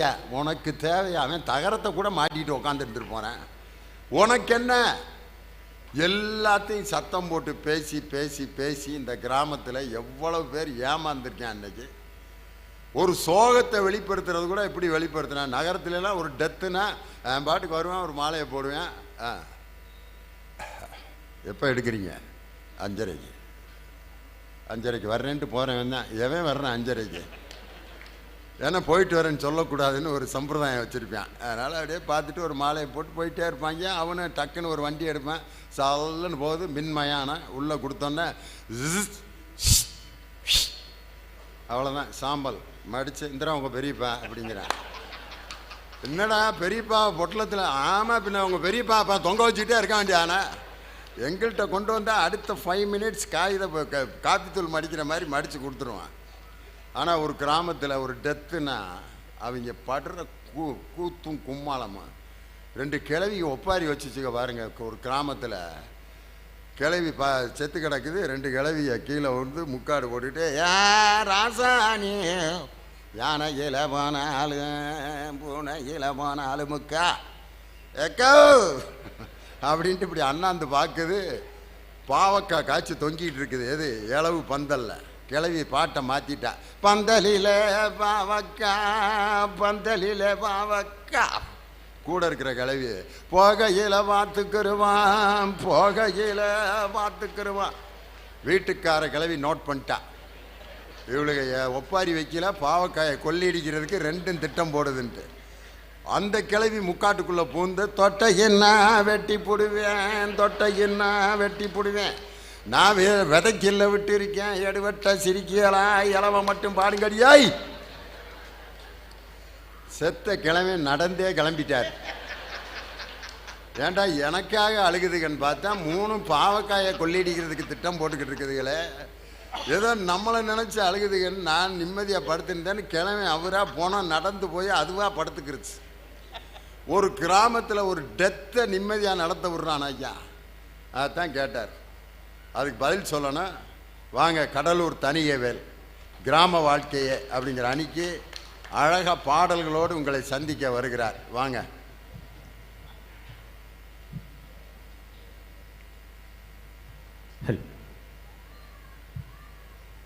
First of all, I just want to thank our Dindikkal I. Leone sir for this opportunity, and I just want to thank our district collector, Mr. Prabhu Shankar sir, for this wonderful book fair. You people are so awesome. You people are so awesome. You people continuously clapping for the past 2 hours. Incredible. I never ever thought that I am going to deliver my speech in front of these kind of wide range of crowd in Karur. Extraordinary people, and people, those who sit behind that LED, those 2 anchors are really well. You people are anchoring really well. I just want to congratulate you and the students who sang that song. Yes, Mr. Thaniyavel, your speech is very nice. You are talking about the village life, how the village life is essential for giving a happy life to the human being. I think your speech is very nice. You can continue, please. Okay, thank you, my dear judge. I can proceed now on my topic. அரிதாரம் பூசி ஆங்கிலத்தில் பேசுபவர்களுக்கு மட்டுமே மேடை அமைத்து கரவொல் எழுப்பும் கூட்டத்திற்கெல்லாம் மத்தியில் இலக்கணம் பல்வகை கொண்டிருந்தாலும் தலைக்கணம் சிறிதுமில்லா நம் தமிழுக்கு மேடையேற்றி அழகு பார்க்கும் உங்கள் அனைவரையும் வணங்கி என் உரையை துவங்குவதில் பெருமை கொள்கின்றேன். நல்ல வேலை, பட்டிமன்றம் முழுவதும் இங்கிலீஷில் தான் பேசுவார் போல இருக்கு. நம்ம எப்படா ஓட்ட போகிறோம்னு நினச்சேன் நான். அப்படியும் ஓட்டிடுவான். கேட்குறவங்க தான் போதுமிடாது, தமிழில் கேட்குறதே கொடுமையாக இருக்குது, இதில் இங்கிலீஷில் வேறு பட்டிமன்றமா? இல்லை நடுவர் அவர்களே, இந்த மேடையில் எனக்கு கிடைத்த இந்த வாய்ப்பு ஒரு பொன்னான வாய்ப்பு. ஏன் அப்படின்னா, அந்த எதிரில் உட்காந்து பார்க்கும்போது இன்னைக்கு அருமையான ஒரு பாடல் ஒன்று கற்றுக்கிட்டேன் நடுவர் அவர்களே. நீங்கள் வர்றதுக்கு முன்னாடி தமிழ் படி தாய்மொழியை நல்லா படி, புறநானூரை புரிஞ்சுப்படி, அகநானூரை அறிஞ்சுப்படி அப்படின்னு ரொம்ப அழகாக ஒரு பாடலை எழுதி இந்த கரூரில் அரங்கேற்றி அந்த மாணவர்களுக்கு ஒரு மிகப்பெரிய கைத்தட்டல் கொடுத்த பாராட்டலாம். அவ்வளவு அழகாக இருந்தது. ஏன்னா A for apple, B for ball என்று ஒரு எழுத்திற்கு ஒரு பொருளை சொல்லி கொடுத்தது ஆங்கிலம். ஆ அம்மா, ஆ ஆடு என்று ஒரு எழுத்திற்கு ஒரு உயிரை கற்றுக் கொடுத்தது தமிழ். அந்த தமிழை வணங்கி எங்கள் இனிய அண்ணனுக்கு என்ன பிரச்சனை இன்னைக்கு? எங்கள் அண்ணனை வந்து பார்த்து, உங்கள் அண்ணனுக்கு முதல்ல சப்ஜெக்டே தெரியல, சப்ஜெக்டே இல்லைன்னா கத்துவாங்க கதறுவாங்க அப்படின்னு சொல்லிட்டார். அண்ணே, நாங்கள் ரொம்ப நிதானமாக உங்களை பார்த்து கேட்குறோம்னே, இத்தனை காலம் இல்லாமல் கொரோனா காலகட்டத்தில் மட்டும் ஏன் கிராமத்தில் அவ்வளவு மர்டர் நிகழ்ந்ததுன்னா, கொரோனா காலகட்டத்தில் சென்னையில் இருக்க முடியாமல் உங்கள் நகரத்தால்லாம் கிராமத்துக்கு கூடியாந்துட்டா அவன் பண்ண கொலை அவ்வளவும் அக்யூஸ்ட் பூரா அங்கேருந்து இங்கே தரவிறக்கம் பண்ணிட்டீங்க. அதுவும் வெள்ளம் வந்துச்சே அப்படின்னு கடிதம் எழுதினாங்களாம். ஏன் வெள்ளம் வந்துச்சு? 10 அடியில் தண்ணி வரும்னோடனே ஆசைப்பட்டு நிலத்தை வாங்க வேண்டியது. போய் பார்த்தா அது தோன்னா 10 அடியில் தண்ணி வர்ற நகரம் கிடையாது. மழை பெஞ்சிச்சுன்னா தலைக்கு மேலே 10 அடிக்கு தண்ணி வைக்கிற நகரம். எவ்வளவு பேச்சு நடுவில். அது எங்கள் அணியை பார்த்து எவ்வளவு கோபமாக பேசிட்டு போயிட்டீங்க. அண்ணே, நான் கேட்குறேன், பாத்ரூமில் வாளியில் ஜக்கில் மொண்டு ஊற்றி குளிக்கும் போதே உங்களுக்கு எப்படின்னா, குளத்துலையும் ஆற்றுலையும் ஏரியிலையும் குளிக்கிற எங்களுக்கு எவ்வளவு இருக்கும்? வாழ்ந்தா கரூரில் வாழணும்யா. அந்த ஆற்றுல குளிக்கிற சுகம் எங்கள் வீட்டுக்காரம்மாவுக்கு சொந்தக்காரங்க பூரா இங்கே கரூரில் தான் இருக்காங்க. சம்மரில் அங்கே வந்தால் ஆற்றுல நாங்கள் குளிப்போம். சின்ன பிள்ளையில திண்டுக்கல்லில் ஆறுனா என்னானே தெரியாமல் வாழ்ந்தவங்க நாங்கள். செக்குக்கு மாடு கொடுத்தாலும் திண்டுக்கல்லுக்கு பொண்ணு கொடுக்காதன்னு பழமொழி. காரணம், அந்த ஊருக்கு கட்டி கொடுத்தா தண்ணி எடுத்தே அந்த புள்ள செத்துருன்ட்டு. அப்படி ஒரு ஊர், தண்ணி பஞ்சத்துக்குன்னே பேர் போன ஊர். ஆனால் இந்த கரூர் அருமையான இந்த ஆறுக்கு நடுவிலே வாழ்ந்து கொண்டிருக்கக்கூடிய அந்த ஆற்றங்கரை நாகரிகம். அந்த ஆற்றுல குளிக்கிறது ஒரு தனி சுகம்தான் சார். ஒரு குளத்துல அக்கா இந்த பக்கம் குளிப்பா, மனைவி இந்த பக்கம் குளிப்பா, அம்மா அந்த பக்கம் குளிப்பா, பக்கத்து வீட்டுக்காரி அந்த பக்கம் குளிச்சுட்டு இருப்பா. அத்தனை பேரும் ஒரே குளத்துல குளிச்சுட்டு இருப்பாங்க. ஆண்களும் இந்த பக்கம் குளிச்சுட்டு இருப்பாங்க, மாடையும் அந்த பக்கம் கழுவிட்டு இருப்பாங்க. நடுவர் அவர்களே, அத்தனை பேரும் ஒரே குளத்தில் குளித்து கொண்டிருந்தார்கள். எவன் கேமரா எடுத்து போட்டோ எடுத்து வீடியோ போடுவான்ற பயம் இல்லாமல் குளித்து கொண்டிருந்தது கிராமம். சொந்த வீட்டில் பாத்ரூம்ல குளிக்கும் போது கூட எவன் ஸ்பை கேமரா வச்சிருவான்னு பயந்து பயந்து குளிக்கிற நகரம் தானே உங்களுது. இனியவன் இந்த கேமராவெல்லாம் நீ பார்க்கவே இல்லையா? பிள்ளையெல்லாம் வீட்டில் நிம்மதியாக ஒரு இடத்துல குளிக்க முடியுதா, உடை மாற்ற முடியுதா? ஏதோ ஒரு சின்ன துணியை பார்த்தா கூட கேமரா கேமரா அப்படின்ட்டு பயப்படுற மாதிரி ஆயிருச்சையா பொழப்பு. சார், ஆவி பறக்க சோறாக்கி அன்புடனே பரிமாறினால் அது கிராமம், ஃப்ரிட்ஜில் வச்சு பிச்சை போட்டால் அது நகரம். அவ்வளவுதான் வித்தியாசம். காஞ்சி போன பீஸாவையும் பர்கரையும் பிரெட்டையும் திங்கும் போதே உங்களுக்கு இப்படி இருக்குதுன்னா, பழைய சோறையும் பச்சை மிளகாயும் நறுக்குன்னு கடிச்சு திங்கிற எங்களுக்கு எவ்வளவு சூடு வரணும் இருக்கும். நீ வேற ஏயா பசியோட இருக்கப்ப இப்படி ஞாபகப்படுத்திட்டு இருக்க? பழைய சோறு, மோர், பச்சை வெங்காயம், சும்மா வாயெல்லாம் ஊறுது. ஆனால் டவுனில் சுடுற தோசையை பார்த்தா வாய் ஊறுதா? ஆனால் இதை சொல்கிறப்பே எவ்வளோ சந்தோஷமா இருக்கு. நடுவரவர்களே, ஆடி காரில் போகிறது தான் சந்தோஷம், மகிழ்ச்சி, நிம்மதி அப்படின்னு நினைக்கிறது நகரத்து வாழ்க்கை. ஹாஸ்பிட்டலுக்கே போகாமல் ஆரோக்கியமாக வாழ்கிறது தான் சந்தோஷம் நினைக்கிறது தான் கிராமத்து வாழ்க்கை. என் தாத்தா பாட்டி எல்லாம் அந்த கறி குழம்பு ஊற்றி நல்லா சாப்பிட்டுட்டு, நடுவர்களே கோச்சிக்கூடாது, கறி குழம்பெல்லாம் ஊற்றி நல்லா சாப்பிட்டுட்டு வயிறு முட்டை சாப்பிட்டதுக்கப்புறம் அதை செரிக்கிறதுக்காக அந்த வெத்தலை பாக்க கொண்டு வா அப்படின்னு சொல்லி சாப்பிட்டது செரிக்க வெத்தலை பாக்கு போட்டால் அது கிராமத்து வாழ்க்கை. சாப்பிட்றதுக்கு முன்னாடி 2 டேப்லெட்டு, சாப்பிட்டதுக்கு அப்புறம் 2 டேப்லெட்டை போடுறதாயே அவங்க நகரத்து வாழ்க்கை. சார், நாங்கெல்லாம் சின்ன வயசுல போய் விளையாடுவோம் சார். காலையிலேருந்து சாயந்தரம் வரைக்கும் விளையாடுவோம். எங்கள் அம்மா எல்லாம் வெளுத்து விட்டுருவோம், வீட்டுக்கே வராமல் அப்படி என்ன விளையாடி வேண்டி கிடக்குது அப்படின்னு சொல்லிட்டு. காலையிலிருந்து சாயந்தரம் வரைக்கும் கிராமத்தில் விளையாடினா உடல் மட்டும்தான் அழுக்கானது. நகரத்தில் குழந்தைகளிடம் செல்போனை கொடுத்து விளையாட வைக்கிறீர்களே, உங்கள் குழந்தைகளின் மனம் அழுக்காகி கொண்டிருக்கிறது என்பதுதான் உண்மை. ஒருத்தவன் பெரிய பணக்கார சிட்டியில தான் இருக்கிறான், அவன் பிள்ளைய கூப்பிட்டுட்டு கிராமத்துக்கு வந்திருக்கான். வந்தப்போ பார்த்தா அவன் புள்ள விரல் சூப்பிட்டு இருந்திருக்கிறான். அந்த கிராமத்துல இருந்த அந்த பையனுடைய அப்பா கேட்டிருக்காரு, ஏண்டா என் பேரை ஏண்டா விரல் சூப்பிக்கிட்டே இருக்கான்? பா, சிட்டியில் இருக்கிற அத்தனை மல்டி ஸ்பெஷாலிட்டி ஹாஸ்பிட்டல்லையும் டாக்டர்கிட்டையும் கன்சல்ட் பண்ணிட்டேன், வாயில் இருக்கிற விரலை மட்டும் எடுக்கவே மாட்டேங்கிறான். நானும் பிரித்து விடுறேன், நைட்டுக்கெல்லாம் டப்புன்னு வாயில் விரலை வச்சுக்கிறான்பானுங்கடா. 5 வயசு ஆகுது, இன்னுமாடா விரல் சுப்புறான். டேய், போய் ஒரு பெரிய துணியாக வாங்கிட்டு வாடா, அவன் டவுசரை விட பெரிய துணியா அப்படின்னு இருக்காரு. எப்பா, எவ்வளவோ 50,000 மேலாம் செலவு பண்ணிட்டு டவுசரை தைச்சு கொடுத்து என்ன பண்ண போற? அவன் அளவோட பெரிய துணியாக எடுத்துட்டு வாடான்னாரு. பெரிய அளவில் ஒரு டவுசரை தச்சு அவன் பேரனுக்கு போட்டு விட்டாரு. வாயில் விரல வைக்கலான்னு போனான், டவுசர் அவுந்து ஊந்துச்சு. மானமா விரலான்னு பார்த்தான், மானம்தான் முக்கியம்னு டவுசரை பிடிச்சான், விரல் சூப்பரத்தை நிறுத்திவிட்டான். நடுவர்களே, இந்த கிராமத்தில் தான் இந்த சிந்திக்கக்கூடிய ஆற்றல்லாம் இருக்கும், நகரத்தில் சிந்திக்கக்கூடிய ஆற்றலே கிடையாது. நடுவர்களே, நகரத்து காதலே பாருங்களேன், அந்த பொம்பளை பிள்ளைய அடிடாவலை, உதடாவலை, வெற்றாவலை, குத்ராவலை ஏமாத்திட்டு போயிட்டானா வச்சிருக்கான். நடுவுல நீ தாண்டி ஒஸ்தி பொண்ணா, நான் தானே டஸ்டு பின்னா, பார்த்து ரேட்டை பேசுடா, அவளுக்கு ஃபர்ஸ்ட் ஓனர் நானுடான்ற கேவலமான காதல் தான் உங்களுடைய நகரத்து காதல். ஆனா கிராமத்துல சேர முடியாத காதல் இருக்கு இல்லையா, அந்த காதலை கூட மென்சோகத்தோட அழகா சொல்லுவான் நடுவர்களே.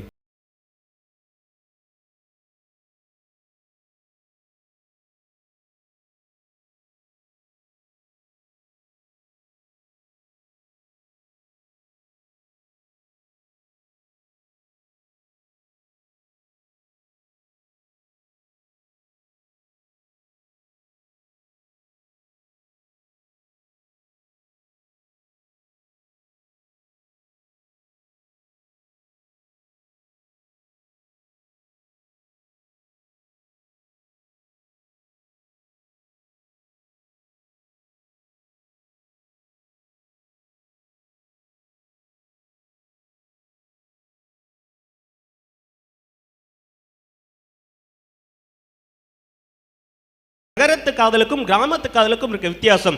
நடுவில் எனக்கு ஒரு பெரிய டவுட் இருக்கு, அதை நீங்க கிளாரிஃபை பண்றீங்களா? கேளு. சிட்டியில ஒரு பொம்பளை பிள்ளை ஒரு 3 வார்த்தையை சொல்லிச்சு. அந்த 3 வார்த்தைக்கு நீங்கள் தான் எனக்கு டெஃபினேஷன் சொல்கிறோம். தமிழ்நாட்டு பாடநூல் கழகத்துடைய தலைவர் வேற சொல்கிறீங்களா? சொல்லு சாமி, ஏதோ தெரிஞ்சா சொல்கிறேன். நான் இதெல்லாம் எனக்கு பிசிக்ஸில் சொல்லி தரல சாமி, இருந்தாலும் நீ கேளு, நான் சொல்கிறேன். லவ்வர், பாய் ஃப்ரெண்ட், பாய் பெஸ்டி. எங்கள் கிராமத்தில் கிடையாது, உங்கள் நகரத்தில் தான் இருக்குது. அந்த 3த்துக்கு என்ன வித்தியாசம் நடுவர்? லவ்வருக்கு மட்டும்தான் எனக்கு அர்த்தம் தெரியுது. பாய் ஃப்ரெண்டு நான் கேள்விப்பட்டிருக்கேன், அது என்ன அது கணக்கில் ஓடுதுன்னு தெரில.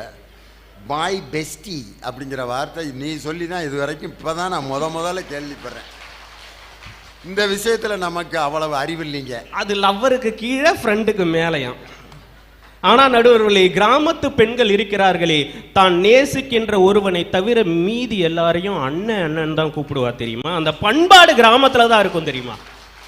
தர்மதுரைன்னு ஒரு படத்தில் நடுவர்களே, அந்த கதாநாயகி அந்த கதாநாயகனை முதல்ல சந்திக்கும் போது அண்ணன் தான் கூப்பிடுவா, விஜய் சேதுபதியே.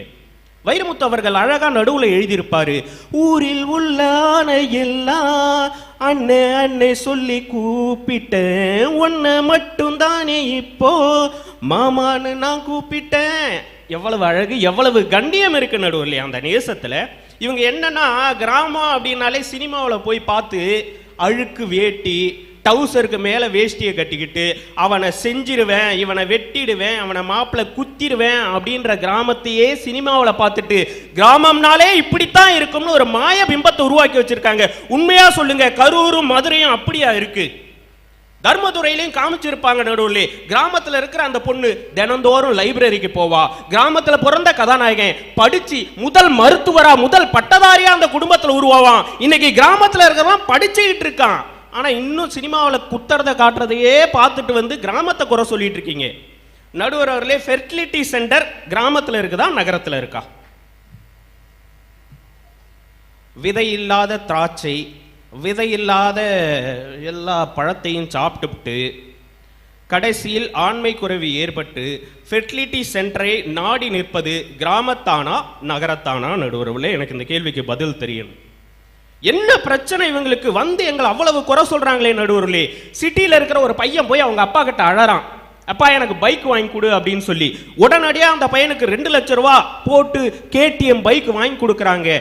ஆனால் அந்த தந்தைகளுக்கு தெரிவதில்லை, 2 லட்சம் ரூபாய் பைக்கை வாங்கி கொடுத்து விலை மதிப்பில்லாத தன் பிள்ளையின் உயிரை இழந்து கொண்டிருக்கிறார்கள் நகரத்து தந்தைகள்.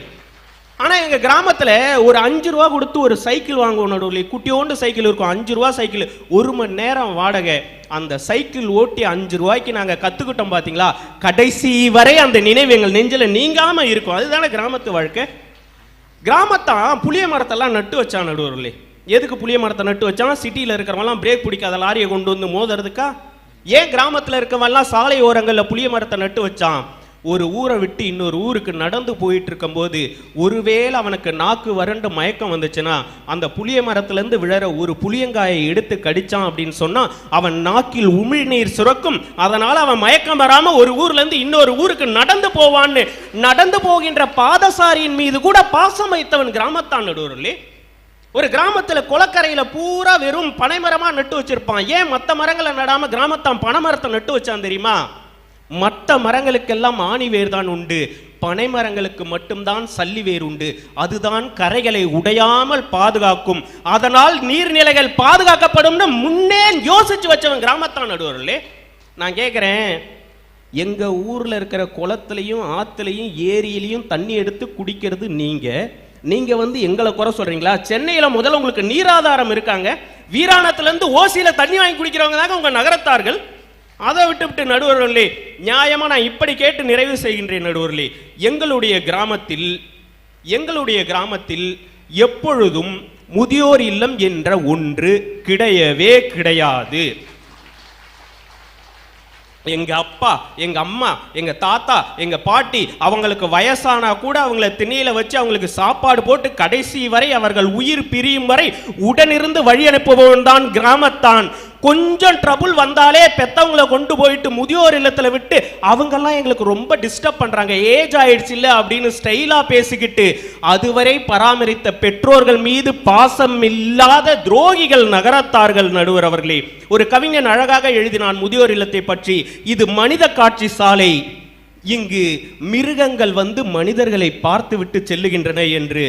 நடுவர் அவர்களே, நீங்களும் கிராமத்திலிருந்து ஒருத்தவங்களை பார்த்து நேசித்து அவங்கள கல்யாணம் பண்ணி அவங்கள கொண்டு வந்து மேடைக்கு எதிரில் உட்கார வச்சு அவங்கள பார்த்து ரசிச்சுக்கிட்டே இந்த மேடையிலேருந்து பேசுகிற காரணத்தினால எங்கள் அண்ணிய மனசில் நினச்சி, கிராமத்தார்கள் தான் கண்ணில் கனிவையும் நெஞ்சில் வீரத்தையும் கொஞ்சம் ஈரத்தையும் வைத்திருப்பார்கள் என்று நல்லதொரு தீர்ப்பை தருமாறு கேட்டு செவிசாய்த்த அத்தனை அன்பு நெஞ்சங்களுக்கும் நன்றி கூறி இடம் அவன்றேன். நன்றி, வணக்கம். ஆஹா, என்ன அருமையான பாட்டுக, என்ன அருமையான செய்தி. கடலூர் தனியவேலு சும்மா பின்னி எடுத்து விட்டார். எம்ஜிஆர் பெரிய இடத்து பெண்ங்கிற படத்தில் மாட்டு வண்டியில் சரோஜா தேவி உட்கார வச்சுட்டு ஒரு பாட்டு பாடிட்டு வருவார். பாரப்பா பழனியப்பா பட்டணமா பட்டணமா ஊரப்பா பெரியதப்பா உள்ளந்தான் சிறியதப்பா பாரப்பா பழனியப்பா பட்டணமா பட்டணமா தக்குன் தக்குன் தக்குன் தக்குன் அவனு பின்னாடி காலேஜ் படிக்கிற பிள்ளைகளை வச்சுட்டு மாட்டு வண்டியில் அதில் ஒரு வரி பாடுவார். பட்டணத்து காதலப்பா பாதியிலே மறையுதப்பா பட்டிக்காட்டு காதலுக்கு கெட்டியான உருவமப்பா ஏட்டினிலே படிக்குதப்பா எடுத்து சொன்னா புரியலப்பா நாட்டுக்கு தான் ராணியப்பா வீட்டுக்கு அவன் மனைவியப்பா பாரப்பா பழனியப்பா பட்டணமா பட்டணமா அப்படின்னு பட்டணத்து காதலப்பா பாதியிலே மறையுதப்பா. உண்மையிலே கிராமத்தில் ஒருத்தன் இப்படி தான் கச்சேரி நடத்திட்டு இருந்தான். நிறைய பேர் உட்காந்து கேட்டுக்கிட்டு இருக்காங்க. திடீர்னு கூட்டம்லாம் கலைஞ்சு போயிட்டே இருந்துச்சு. பார்த்தான், ஐயோ கூட்டம்லாம் கலையுதுரா, ஏதாவது ஒரு ஐடியா பண்ணணுமே உட்கார வைக்கிறதுக்கு அப்படின்னு ஒரு பாட்டு ஆரம்பித்தான். மதுரை அரசாளும் மீனாட்சி அப்படின்னா மதுரைக்காரன் பூரா வந்து திருப்பி உட்காந்து எங்கள் மதுரையை பற்றி பாடிய அண்ணன் அவர்களுக்கு ரூபாய் 100 அன்பளிப்பாக பார்த்தான். ஒவ்வொரு ஊராக இனி நம்ம பிட்ட போட்டுற வேண்டியதுதான் அப்படின்ட்டு தஞ்சாவூர் மண்ணை எடுத்து தாமிரபரணி தஞ்சாவூர்காரலாம் எங்கள் தஞ்சாவூரை பாடிய அண்ணன் அவர்களுக்கு 200 ரூபான்ட்டு அவன். உடனே மணப்பாறை மாடு கட்டி மாயவர ஏறு பூட்டி அதில் எல்லா ஊரும் வரும். வயக்காட்ட உழுது போடு செல்லக்கண்ணு பொதியை ஏற்றி வண்டியிலே பொள்ளாச்சி எங்கள் பொள்ளாச்சியை பாடி அண்ணன் அவர்களுக்கு 500 ரூபான்ட்டு அப்படியே ஊர் ஊராக பாடிக்கிட்டு இருக்கான். இப்படியே பார்த்தான். சேலங்கட்டி மாம்பழமே திண்டுக்கல் பலாப்பழமே சேலத்துக்காரனு திண்டுக்கல்காரனு ஆளுக்கு 500 ரூபா. ஆஹா வசூல் பின்னி எடுத்துக்கிட்டு இருக்கோம்டான்னு கூட்டத்தில் ஒருத்தன் இந்திக்காரன் வந்து உக்காந்தான். அப்படியே பார்த்துட்டு பாம்பே பாம்பே பாம்பேன்னு அவன் ஊரை பற்றி பாட சொல்கிறேன். பாம்பே எல்லா ஊருக்கும் பாட்டு இருக்கு, பாம்பேக்கு நான் எங்கே போகிறது அப்படின்னா அச்சாம்பார் கிராமத்துக்காரன் நாதர்முடி மேல் இருக்கும் நல்ல பாம்பே உனக்கு நல்ல பெயர் வைத்தது யார் சொல்லு பாம்பே ஆடு பாம்பே விளையாடு பாம்பே 2000 rupees அப்படின்னு. இந்த கிராமத்தில் நாடகத்தில் இந்த பப்புன்னு ஒருத்தன் வருவான் பாருங்க, அவனுக்கு இருக்கிற மாதிரி ஒரு சென்ஸ் ஆஃப் ஹியூமரு உலகத்தில் நீங்கள் பார்க்கவே முடியாது. நீங்கள் பார்த்தீங்கன்னா கரூர்லேருந்து திண்டுக்கலுக்கு நேர்வழின்னு ஒரு பஸ்ஸு போகும். அது நேர்வழியே கிடையாது, இருக்கிறதுலையே பயங்கரமான வழி அதுதான் நேர்வழி, பாயிண்ட் டு பாயிண்ட். அப்படின்னா இங்கேருந்து தாந்தோணி மலையில் நிறுத்துறவர் வெள்ளியணை ஆகா பாளையம் கோயிலூர் குஜிலியம்பாறை நிறுத்தி எரியோடு பிரிவு 4 ரோடு ஆர்ஏவிஎஸ் காலேஜு ஜிடிஎன் காலேஜு காட்டாஸ்பத்திரி அது 52 ஸ்டாப்பு நேர்வழின்னாங்களேடா. அப்படித்தான்டா நேர்வழியை. அப்புறம் மற்ற ஊருக்காரெல்லாம் போய் இறங்க வேணாமா? திண்டுக்கல்லேருந்து இப்படி தான் வந்துக்கிட்டு இருந்திருக்கு ஒரு பஸ்ஸு. நல்ல முகூர்த்த நாள்.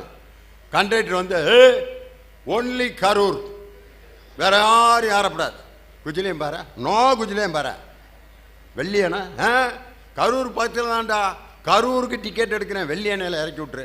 முடியாது, ஒன்லி கரூர். பார்த்தாங்க 2 வெள்ளியணைக்காரங்க, வெள்ளியணையில் நிற்காது, வண்டியில் ஏறிட்டாங்க. ஏறி 2 பேரும் சிக்னல் கொடுக்குறேன், மாப்பிள்ள ஆளுக்கு ஒரு சிகரெட் எடுத்தேன்.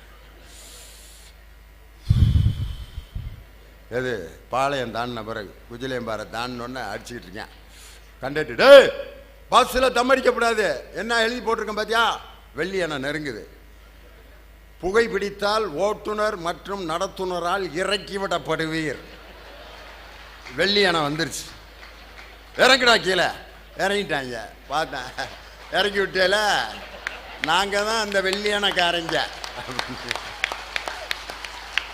ஐயோ ஏமாற்றி விட்டாங்களே. அவன் தான் கேட்குறான்ல, இந்த வெள்ளியணையில் இறக்குனா என்ன? முகூர்த்த நாள் அன்னைக்கு ஒரு ஃபுல் பிஸியாக. அப்போல்லாம் அந்த ஊர்லாம் அவருக்கு ஊர் மாதிரி தெரியவே தெரியாது. எது குஜிலியம்பாறை, பாளையம், கோயிலூர், ஒன்லி கரூர். வசூலை பார்க்குறதுக்கு அவர் பண்ணுவார். ஆனால் இவன் இறங்கிட்டான்ல.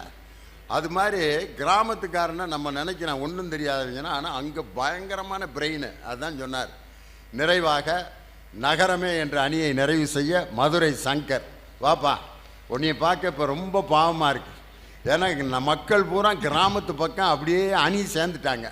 நீ இப்போ நகரத்துக்கு எப்படி இழுத்துட்டு வர போறியோ பாவம். தித்திக்கும் தெள்ளமுதாய், தித்திக்கும் தெள்ளமுதாய், தெள்ளமுதின் மேலான முத்தமிழே, என் முத்துக்கணியே, உன்னை மனதார வணங்கி நல்லதொரு திருவிழாவை இங்கு ஏற்பாடு செய்திருக்கக்கூடிய இந்த அரசுக்கும் அரசு சார்ந்த அமைச்சர் பெருமக்களுக்கும் அதிகாரிகளுக்கும் எங்கள் குழுவின் சார்பாக மிகச்சிறந்த நன்றியையும் வணக்கத்தையும் சொல்லி, உண்மையிலேயே நடுவர் அவர்களே, ஒரு புத்தக திருவிழா எப்படி நடைபெற வேண்டும் என்பதற்கு மிகச்சிறந்த உதாரணமாக நாம் கரூர் புத்தக திருவிழாவை மட்டுமே எடுத்துக்கொள்ள முடியும் என்கிற அளவிற்கு அதை நேர்த்தியோடும் சீரோடும் சிறப்போடும் இன்றைக்கு அதிகாரிகள் அதை செய்திருக்கிறார்கள். அவர்களுக்கு மிகச்சிறந்த பாராட்டுக்களையும் நன்றியையும் தெரிவித்துக் கொண்டு, நடுவர் அவர்களே, அன்பிற்குரிய நம்முடைய அருமை சகோதரர் கவிஞர் நெல்லை ஜெயந்தா அவர்கள் புத்தகங்களை பற்றி ஒரு கவிதை எழுதியிருக்கிறார். நாம் புத்தகங்களை மேலிருந்து கீழ் நோக்கி படிக்கிறோம், நாம் புத்தகங்களை மேலிருந்து கீழ் நோக்கி படிக்கிறோம், புத்தகங்கள் நம்மை கீழிருந்து மேல் நோக்கி வளர்த்து விடுகிறது என்கிற ஒரு மிகச்சிறந்த கவிதை எழுதியிருந்தார். அந்த எண்ணத்தோடு இந்த புத்தக திருவிழா மேடையிலே என்னுடைய தலைப்பை தொடங்குகிறேன். உண்மையிலேயே நல்ல தலைப்பு, நல்ல பேச்சாளர்கள், உண்மையிலேயே மிகச்சிறந்த ரசிகர்கள். ஏன் மிகச்சிறந்த ரசிகர்கள்னு சொல்கிறோம்னா, ஒரு பேச்சாளன் எதை பேசுகிறானோ அதற்கேற்றவாறு பேச்சாளருக்கு ஊக்கம் கொடுக்கக்கூடிய ரசிகர்கள். ஏன்னா நிறைய இடத்துக்கு பேச போயிருக்கேன். மதுரையில் திருவாசகம் பேசுறதுக்காக என்ன ஒரு 7 நாள் கூப்பிட்டுருந்தாங்க. 7 நாள் திருவாசகம் பேசிக்கிட்டு இருக்கேன். முதல் வரிசையில் உட்காந்துருந்த ஒரு பாட்டி அழுதுகிட்டே இருந்துச்சு. 7ஆவது நாள் எனக்கு போத்தின பொன்னாடையை எடுத்துகிட்டு போய் அந்த பாட்டிக்கு போத்திட்டு சொன்னேன், திருவாசகத்துக்கு உருகார் ஒரு வாசகத்துக்கும் உருகார்னு சொன்னாங்களே, அவ்வளவு அழகாவா பாட்டி நான் திருவாசகம் பேசினேன், அதை கேட்டு நீ அழுதேன்னே. அதுக்கு அந்த பாட்டி சொல்லிச்சு, அதெல்லாம் ஒன்றும் இல்லடான்னு ஆசையாக வளர்த்த ஆடு ஒன்று செத்து போச்சுன்னுச்சு. ஏன் ஆசையாக வளர்த்த ஆடு செத்து போனால் வாங்கிக்கலாம், அதுக்கு ஏன் அழுகிறேன்னே. நீ 7 நாள் திருவாசகம் பேசும்போது உன் வாயோட தாடை அசைஞ்சது என் ஆட்டோட தாடை அசைஞ்ச மாதிரியே இருந்துச்சு, அதை நினைச்சு நான் அழுதேன்னுச்சு. அது மாதிரியான ரசிகர்கள் எல்லாம் கடந்து உண்மையிலேயே ஒரு மிகச்சிறந்த ரசிகர்களை பெற்றிருக்கிறோம். உங்களை எல்லாம் மனதார வணங்கி என்னுடைய தலைப்புக்குள்ள போறேன். இல்லை, நான் ஒரே ஒரு கேள்வியை கேட்கிறேன். தனிகவேலுக்கு என்ன பிரச்சனை? அவர் வந்தோடனே கேட்கிறாரு, பாலியும் பக்கெட்டும் கப்பும் குளிக்கிற, ஐயா ஆடு மாடோட குளிக்கிற உனக்கே இவ்வளவு கொழுப்புனா, மாடர்ன் பாத்ரூம்ல செவரை திறந்து விட்டு ஜோதியா மாதிரி தக்குச்சுக்கு டான்ஸ் போடுற எங்களுக்கு எவ்வளவு இருக்கான் அவரு. இது யோசிச்சு ஒரு விளம்பரம் போடுறாங்கல்ல, ஆடிக்கொண்டு குளிக்கலாமே அப்படின்னு, ஆடிக்கிட்டே குளிப்பாங்களாம். இல்லை உண்மைதானே, யோசிச்சு பாருங்க. அவர் என்ன பேச்சு அதில் அவர் சொல்றாரு, பாய் பெஸ்டி லவ்வர் பாய் ஃப்ரெண்ட். என்ன பிரச்சனை உனக்கு? என்ன பிரச்சனை உனக்கு? அந்த 3 பதவியிலையும் ஒரு பதவி கூட கிடைக்கல வாழ்க்கை முழுக்க, இனி அது கிடைக்கிறதுக்கு வாய்ப்பும் இல்லை. உனக்கு என்ன பிரச்சனை?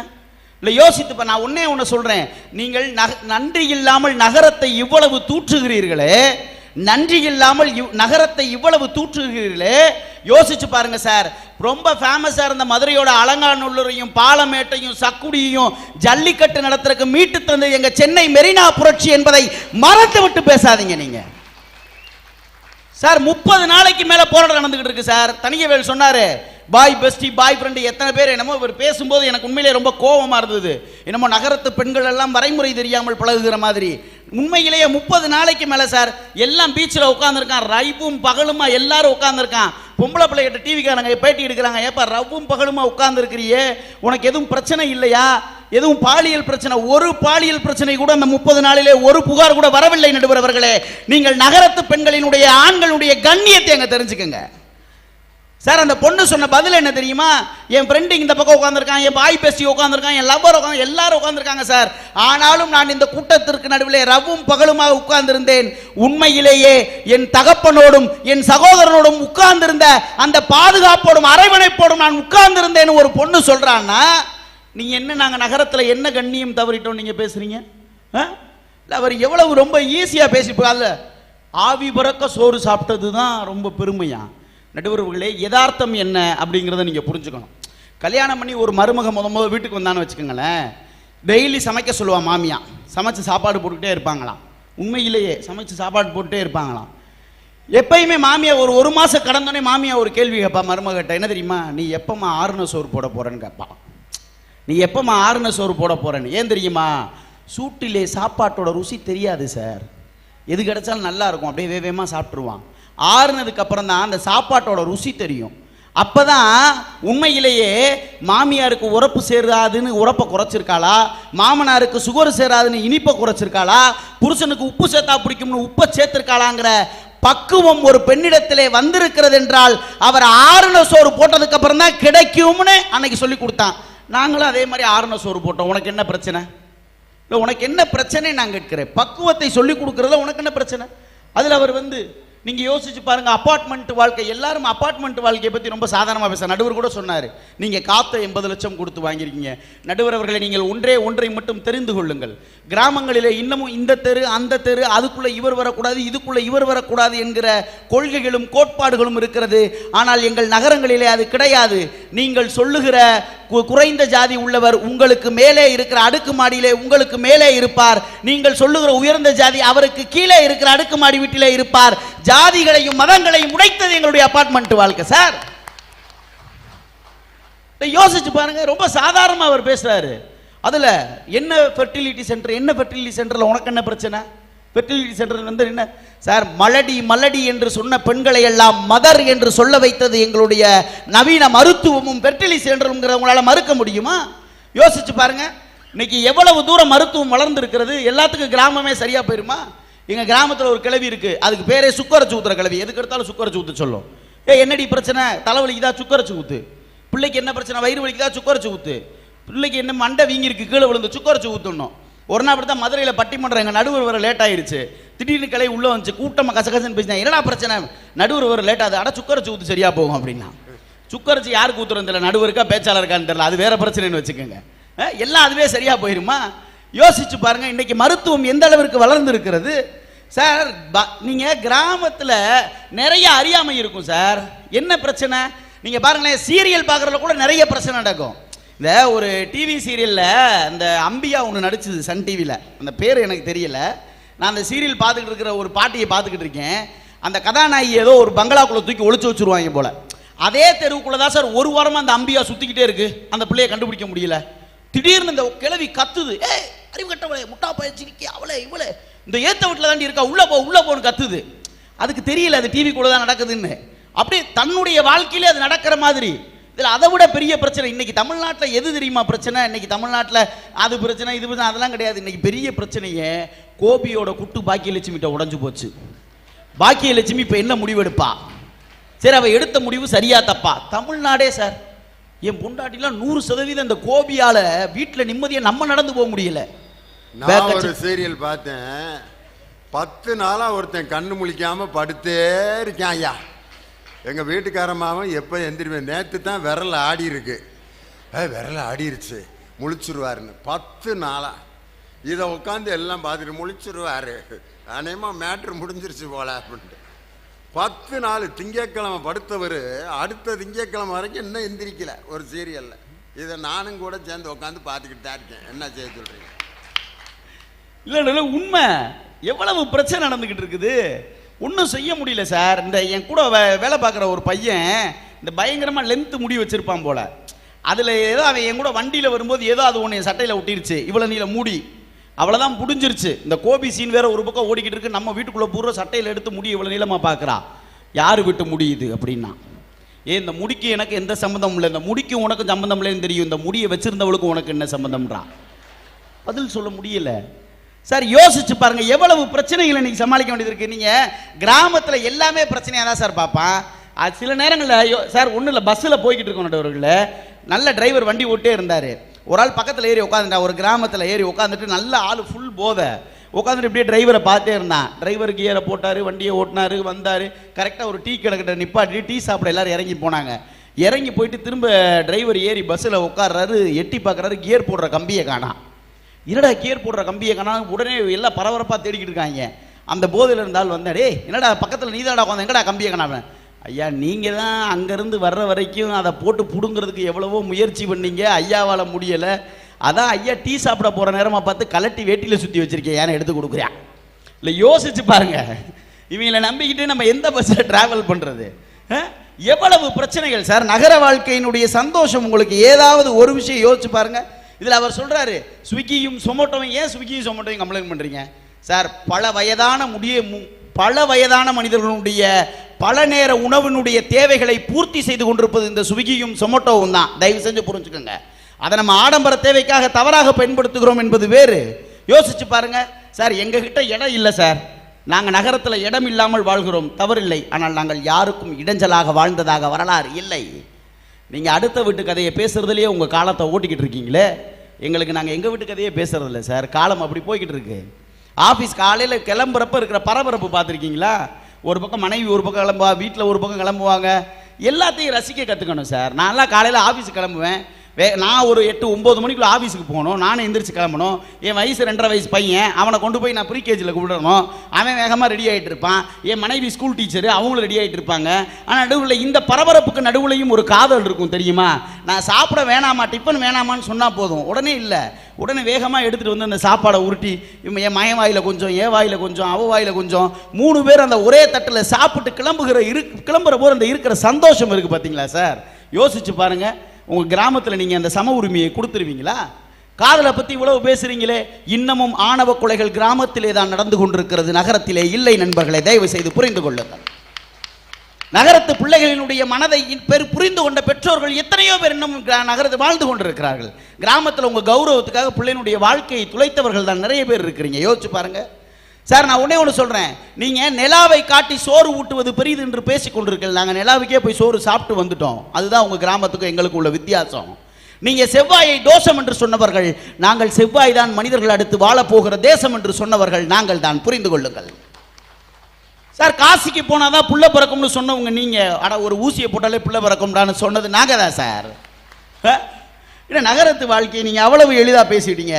நான் நிறைவாக ஒரே ஒரு செய்தியை சொல்லி முடிக்கிறேன் நடுவர்களே.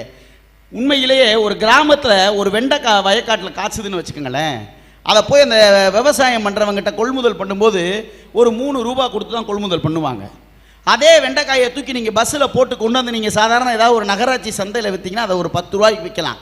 அதே வெண்டைக்காய் நைட்டு ஃபுல்லாக ட்ராவல் பண்ணி சென்னை போச்சுன்னு வச்சுக்கோங்களேன், அந்த வெண்டைக்காய் சென்னையில் 25 ரூபா கிலோவுக்கு விற்கும் நடுவர்களே.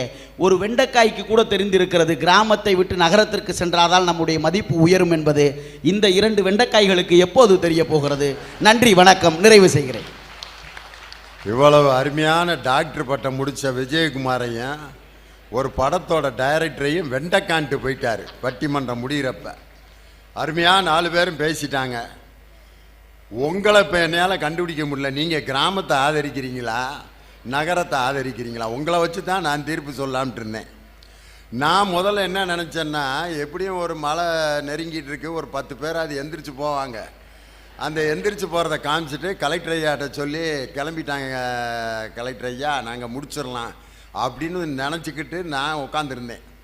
ஆனால் ரசனையில் விஞ்சியது திண்டுக்கல்லா கரூரா அப்படின்னு ஒரு பட்டிமன்றத்தில் தோல்வி திண்டுக்கலுக்கு தான், வெற்றி எங்கள் கரூர் நகரத்தினுடைய ரசிக பெருமக்களுக்கு தான்.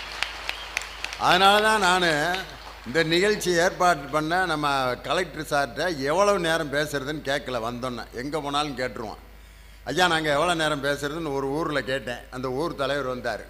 நீங்கள் எவ்வளோ நேரம் வேணாலும் பேசுங்க இல்லையோனே, நாங்கள் 1/4 மணி நேரத்துக்கு மேலே உட்காந்துருக்க மாட்டோம் அப்படின்னா. அதுக்கு ஏன்டா நீ திண்டுக்கல்லேருந்து கூட்டி வந்தீங்க என்ன? ஊர் முழுவதும் ஸ்பீக்கர் கட்டியிருக்கம்யா, எல்லாம் வீட்டில் படுத்துக்கிட்டே காட்டுக்கு இருப்பாங்க. நீ மேடை போட்டு பேசிட்டு வீட்டுக்கு போ. இவருக்கெல்லாம் வீட்டில் படுத்துக்கிட்டே காட்டுக்கு இருப்பாங்களாம். நான் வெறும் நாற்காலியை பார்த்து பேசிவிட்டு இவருக்கு கொடுக்குற காசையும் அந்த நினைவு பரிசையும் வாங்கி வீட்டில் சாமி மூட்டுக்கு இருக்கிறதா? மேடையில் கொடுக்கும் நினைவு பரிசும் கவரில் கொடுக்கக்கூடிய பணமும் ஒரு கலைஞனை வாழ வைப்பதில்லை. ரசிகர்களின் சிரிப்பொலியும் கரவொலியும் தான் ஒரு கலைஞனுக்கு மாபெரும் சொத்து. அது இந்த கரூரில் எங்களுக்கு வஞ்சகம் இல்லாமல் கிடச்சிருக்கு. நகர வாழ்க்கை அப்படின்ட்டு என்ன அழகாக பேசுனாங்க. கிராமத்தில் படிக்கலைங்கிறத பெருமையாக சொல்லுது ஒரு அம்மா. நானும் படிக்கலை, எங்கள் அக்காலும் படிக்கலை. எங்கள் அம்மா 1ஆம் கிளாஸுக்கு போச்சு, திருப்பி உடனே வந்துருச்சு. நான் 3ஆம் கிளாஸுக்கு அப்புறம் போகவே இல்லை. எங்கள் அக்கா 2ஆம் கிளாஸோட ஒடியாந்துருச்சு. இது ரொம்ப பெருமையா? இன்னைக்கும் பாருங்க, கட்டண கழிப்பறையிலையோ எந்த கழிப்பறைகள்லையோ ஆண் பெண்ணுன்னு எழுதி போட்டு ஆண் படமும் பெண் படமும் போட வேண்டியிருக்கு. இவ்வளவு கம்ப்யூட்டர் காலத்திலையும் ஆண் மீசை வச்சு ஒரு ஆள், இந்த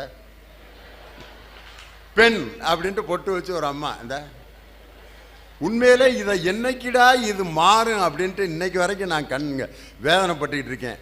என்னைக்கு இந்த படம் இல்லாமல் ஆண் பெண் என்பதை வாசித்து மக்கள் அந்த எழுத்தறிவு முழுமையாக கிடைக்கிறதோ அன்னைக்கு தான் நல்ல சமுதாயம் வருதுன்னு அர்த்தம். ஒரு 5-6 பேர் என்ன பண்ணிவிட்டேன், அந்த ஆம்பளை படத்தில் இருக்க மீசையெல்லாம் சுரண்டி விட்டு பொட்டு வச்சு பூ வச்சு விட்டேன். அந்த படத்துக்கு காலையில் 5 மணிக்கு 5-6 பொம்பளைய பஸ்ஸை விட்டு இறங்கி 2 பக்கம் பார்க்குதுங்க. என்னக்கா 2 பக்கம் பொம்பளை உடம்பு போட்டிருக்காங்க, நம்ம எதில் போகிறதா? ஏதோ ஒத்தையா ரெட்டையா பிரித்து போட்டு போமா, 1 2 3 4 5 6 7 இங்கே போகலாம் அப்படின்ட்டு அதுக்கு பாட்டுக்கு போகுதுங்க. உள்ள 15 பேர் தம்மை போட்டு ஐயோ பூரா ஆம்பளையா அம்மா அம்மா அம்மான்னு கத்தி அவனுங்க எழுந்திரிச்சு பதறி ஓடியாந்து நம்ம மாதிரி உக்காண்டோமோ அப்படின்னு பெரிய கலகமாகி போலீஸில் எஃப்ஐஆர் கொடுத்து கேஸ். இன்னைக்கும் ஆண் பெண் அப்படின்னு எழுதி போடுறதுக்கு என்ன காரணம்? கிராமங்களில் அந்த படிக்கணும் அப்படிங்கிற ஆர்வம் இன்னைக்கும் வந்து பெண்கள் மத்தியில் இல்லை. தேர்தலில் இன்னைக்கு சின்னம்ங்கிறது ஏன் வந்துச்சு? வேட்பாளர் வேற வாசிக்க தெரியல. அது இந்த உள்ளாட்சி தேர்தலில் சில பேருக்கு சின்னம் கொடுத்துருந்தாங்க. ஒருத்தனுக்கு கிணறு சின்னம் கொடுத்துருந்தான். அவன் ஓட்டு கேட்டான், ஐயா கிணத்துல போடுங்க, அம்மா மறந்துடாமல் கிணத்துல போடுங்க. உட்காந்துருக்க ஆளுங்க உனக்கு போடுறதும் ஒன்று தான், கிணத்துல போடுறதும் ஒன்று தான். இன்னைக்கு வர்றவன் இன்னைக்கு வரப்போறையோ அப்படின்னு. இன்னொருத்தனுக்கு விளக்கமாறு சின்னம் கொடுத்துட்டாங்க. ஐயா விளக்கமாத்தில் போடுங்க, விளக்கமாத்தில் போடுங்க. நீ ஒழுங்கா நீ வந்து வேலையெல்லாம் செஞ்சீங்கன்னா உன்னை பாராட்டுவோம், இல்லாட்டி அந்த வேலையை தான் நாங்களும் பார்ப்போம். கிராமத்து சேட்டருக்கு பார்த்தீங்களா, அது ரொம்ப அநியாயமாக இருக்கான். அவன் பாட்டுக்கு மட்டன் கடையில் போய் மூளை இருக்கா அப்படின்னு கேட்பேன். அவர் மட்டன் கடைக்காரர் இவ்வளோ நேரம் வந்தவங்களுக்கெல்லாம் இருந்துச்சு, உனக்கு தான் இல்லை அப்படிம்பாரு. இன்னொரு அம்மா விளக்கமாறு விற்றுட்டு போகுது, விளக்கமாறு விளக்கமாறு விளக்கமாறு. ஒரு அம்மா அந்த அம்மா ஒம்பளுக்கிறதுக்கு, விளக்கமாறு இங்கே வா, என்னை விளக்கமாறு நான் கூப்பிட்ற அப்படின்ட்டு அந்த அம்மா வந்து இறக்கி வச்சுட்டு, சொல்லுமா எவ்வளோ விலை, இதில் வாங்கிக்கிறியா இதில் வாங்கிக்கிறியா அப்படின்னுச்சு. என்னது இதை வாங்கிக்கிறியா அதை வாங்கிக்கிறியான்னு, இதில் வாங்கிக்கிறியான்னு. பார்த்தியா நம்ம விளக்கமாறுன்னு கூப்பிட்டு தப்பாக போச்சு, பாடம் கற்பிச்சுட்டாளேன்ட்டு. இன்றைக்கும் பார்த்தீங்கன்னா எழுத்தறிவு படிப்பறிவு இன்றைக்கும் கிராமங்களில் இல்லை. நம்ம சங்கர் சொன்ன மாதிரி இந்த ஜாதிங்கிறத இன்றைக்கி கிராமத்தில் தானே தூக்கி பிடிச்சிக்கிட்டு இருக்கேன். பட்டுக்கோட்டை கல்யாண சுந்தரம் சொன்னார், யாரு மேலே கீறினாலும் ரத்தம் ஒன்று தான், ஆக மொத்தம் பிறந்ததெல்லாம் 10ஆம் மாதம்தான்னார். எந்த ஜாதிக்காரனுடைய கையையும் கீறிப்பார், ரத்தம் சிவப்பாக தான் இருக்கான். நீ எவ்வளோ பெரிய ஜாதிக்காரனாக இருந்தாலும் ப்ளூ கலர் ரத்தம் யாருக்காவது இருக்கா? ப்ளூ கலரில் இருந்துச்சுன்னா கரப்பாம்பூச்சிக்கு தான் ப்ளூ கலரில் இருக்கும். யாரு மேலே கீறினாலும் ரத்தம் ஒன்று தான், ஆக மொத்தம் பிறந்ததெல்லாம் 10 மாதம்தான். எவ்வளோ பெரிய ஜாதிக்காரனாக இருந்தாலும் அவங்க அம்மா வயிற்றில் 10 months தான். நான் பெரிய ஜாதிக்காரன், நான் ஒரு 15 மாதமாவது இருந்துட்டு வருவேன் இருந்துட்டு வா பார்ப்பான். உங்கள் அம்மாவும் அவுட்டு, நீயும் அவுட்டு. முடியுமா? ஏதோ முன்ன பின்ன ஒரு மாதம் முன்ன பின்ன பிறப்பாங்க. சில பேர் பார்த்துருக்கீங்களா? அந்த அம்மா ரேஷன் வாங்கிட்டு இருக்கேன், வழி வந்துடும், ஐயோ அப்படிங்க. படக்குன்னு ஒரு வேட்டியை சுற்றுவாங்க. பிள்ளைய பெருத்து எடுத்துன்னு 7.5 மாதம் 8.5 மாதத்தில் பிறந்துடுவான். அந்த 7.5 மாதத்தில் பிறந்தவன்லாம் எப்படி இருப்பான்னா எல்லாத்துலேயும் அவசரப்பட்டுக்கிட்டே இருப்பான். பார்த்துருக்கீங்களா? பிறப்பு மாதிரியா இருப்பான். லியோனியா முடிக்க சொல்கிறா, வேட்டுக்கு போவேனாமா, மழை பெஞ்சிருக்கு, சும்மா தேர் கொண்டு 1.5 மணி நேரம். அவனுக்கு முடிஞ்சுக்கிட்டே இருக்கணும், ஏதாவது நடந்துக்கிட்டே இருக்கக்கூடாது. டிரைவரையெல்லாம் ஓட்டியா சும்மா இங்கேருந்து நாமக்கலுக்கு 1.25 மணி நேரம் ஓட்டிக்கிட்டு இருக்கா. பறந்து போவேனாமா அப்படின்னா, ஓட்டுற நான் என்ன ராக்கெட்டாடா ஓட்டிக்கிட்டு இருக்கேன், ஓட்டியா அப்படிமா. எங்கே போனாலும் கல்யாண வீட்டில் போனால் சோத்த விடா, அவன் அப்போ தான் எடுக்க போயிட்டு இருப்பான். வைக்கிறோம்டா பொர்றா குழம்பு அப்படின்னு வருதுடா, ஏண்டா பறக்கிற, கூட்டு பொரியல், திரும்ப இங்கிட்டு இருந்து மோர்லேருந்து சாம்பாருக்கு வந்துட்டு திருப்பி சாம்பார்லேருந்து மோருக்கு போவேன். எதை எப்போ கேட்பேன்? அது ஒரு யார்? இதெல்லாம் 7.5 8.5 பிறக்கிறது. சில பேர் 10 மாதம் முடிஞ்ச பிறகு அவங்க அம்மா வகுத்துலேருந்து வரமாட்டான். பார்த்துருக்கீங்களா?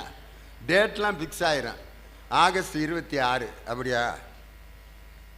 டேட்டு முடிவாச்சுரா, வாடா வெளியே அப்படின்னு டாக்டர் அம்மா கேட்குது, வரமாட்டாங்கிறேன். டே முடிஞ்சிச்சுரா, 10 மாதம் முடிஞ்சு 11 நாள் ஆக போகுது. அப்புறம் பார்க்குறாங்க, ஆப்ரேஷன் பண்ணி குழந்தைய வெளியே எடுத்து 10 மாதம் 10.25 மாதத்தில் பிறந்து இந்த இப்படியே கிடப்பேன்.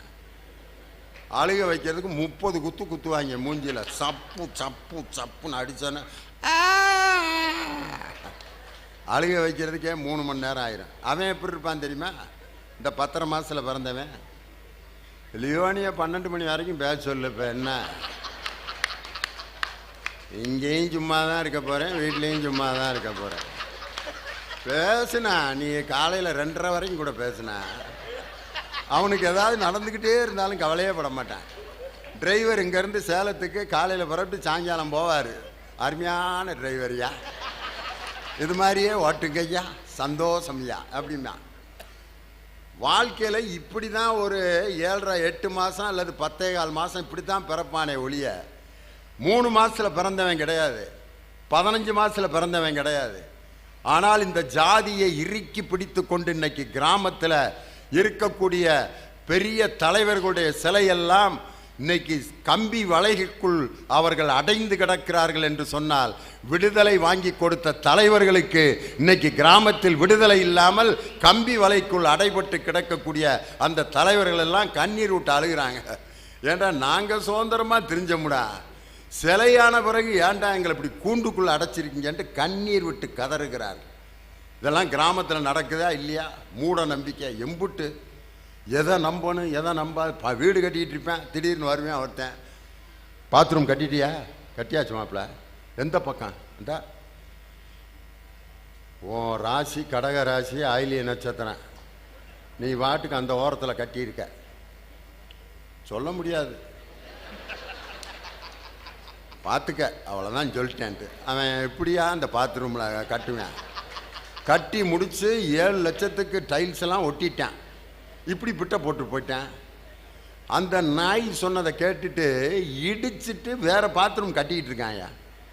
இன்றைக்கி நான் சொல்கிறேன், பாத்ரூமில் எங்கிட்டு திரும்பி உக்காந்தாலும் எது வரப்போகுதோ அதை தவிர வேறு ஏதாவது வரப்போகுதா? கிழக்க திரும்பி உக்காந்தாலும் அதுதான் மேற்க. நான் இதுக்கு மேலே விவரமாக சொன்னால் அசிங்கமாக போயிடும். அப்பார்ட்மெண்ட்டில் மேலே ஒருத்தன் உட்காந்து போகிறேன், கீழே அவன் பாட்டுக்கு போயிட்டுருக்கேன். எவனாவது அதில் வாஸ்து பார்க்குறோமா? ட்ரெயினில் போகிறோமே கழிப்பறை வாஸ்தா அங்கே பார்க்குறோமா? அந்த ட்ரெயின் எந்த திசையில் போகுதுன்னு யாருக்காக தெரியுமா? அங்கே நம்மளுக்கு மேட்ரு வந்தால் போகிறது இல்லையா, வர்றது இல்லையா? என்னடா இதில் ஒரு நம்பிக்கையா? ஒரு வீட்டில் நீங்கள் பிரச்சனை உண்டு பண்ணணும்னா வேறு ஒன்றும் வேணாம். ஒரு கிராமத்தில் ஒரு எலுமிச்சம்பளத்தை 2ஆக வெட்டி குங்குமத்தை தடவி ஒரு கம்பளி கவுத்தில் சுற்றி காலையில் ஒரு வீட்டுக்குள்ளே உருட்டி விட்டுருங்க, தொலைஞ்சிச்சு அந்த வீடு, அவ்வளோதான். மனைவிக்கு வயிறு வலின்னா எலுமிச்சம்பளத்தை உருட்டிட்டான்ல, அப்போ வயிறு வலிக்காமல் என்ன? எலுமிச்சம்பளத்துக்கு வயிற்று வலிக்கும் ஏதாவது சம்பந்தம் இருக்கா?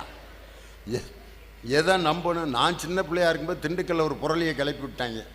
தலையில்லாத முண்டம் ராத்திரி 11 மணிக்கு டீ குடிக்க வருதுன்னு. தலையில்லாத முண்டம் வருதுன்னு கூட நம்பு. எப்படா டீ குடிக்க? வாய் இருந்தா தானே குடிக்க. ஊத்துறானா எப்படி வாங்கி இந்த கழுத்தில் இருக்க ஓட்டையில் அப்படியே ஊற்றிக்கிறோமா? தலையில்லாத முண்டம் 11 மணிக்கு வந்து டீ குடிக்குதுன்னு நம்பி வீட்டில் எல்லாம் வேப்பங்குலையை கட்டிக்கிட்டு சாமியை காப்பாற்று கத்திக்கிட்டு இருக்கேன். எதை நம்ப வேண்டும் எதை நம்பக்கூடாதுன்னு ஒரு விவஸ்தை இன்னைக்கு கிராமத்தில் இருக்கா அப்படின்னு கேட்டாங்க. அதுக்காக இன்னைக்கு கிராம வாழ்க்கையை நம்ம வந்து குறைச்சி மதிப்பிட முடியுமா? இன்னைக்கு கிராம வாழ்க்கைக்கு நான் வேற எந்த உதாரணமும் சொல்ல. இயற்கையோடு கலந்த வாழ்க்கை கிராமத்து வாழ்க்கை. மனது வெள்ளை மனது உள்ளவர்களுடைய வாழ்க்கை கிராமத்து வாழ்க்கை அப்படின்னு யாரு இவங்க சொல்றாங்க. டவுன்லாம் ஒரு வீட்டில் பார்த்தீங்கன்னா கதவுல ஒரு சின்ன கண்ணாடி வச்சிருப்பான்.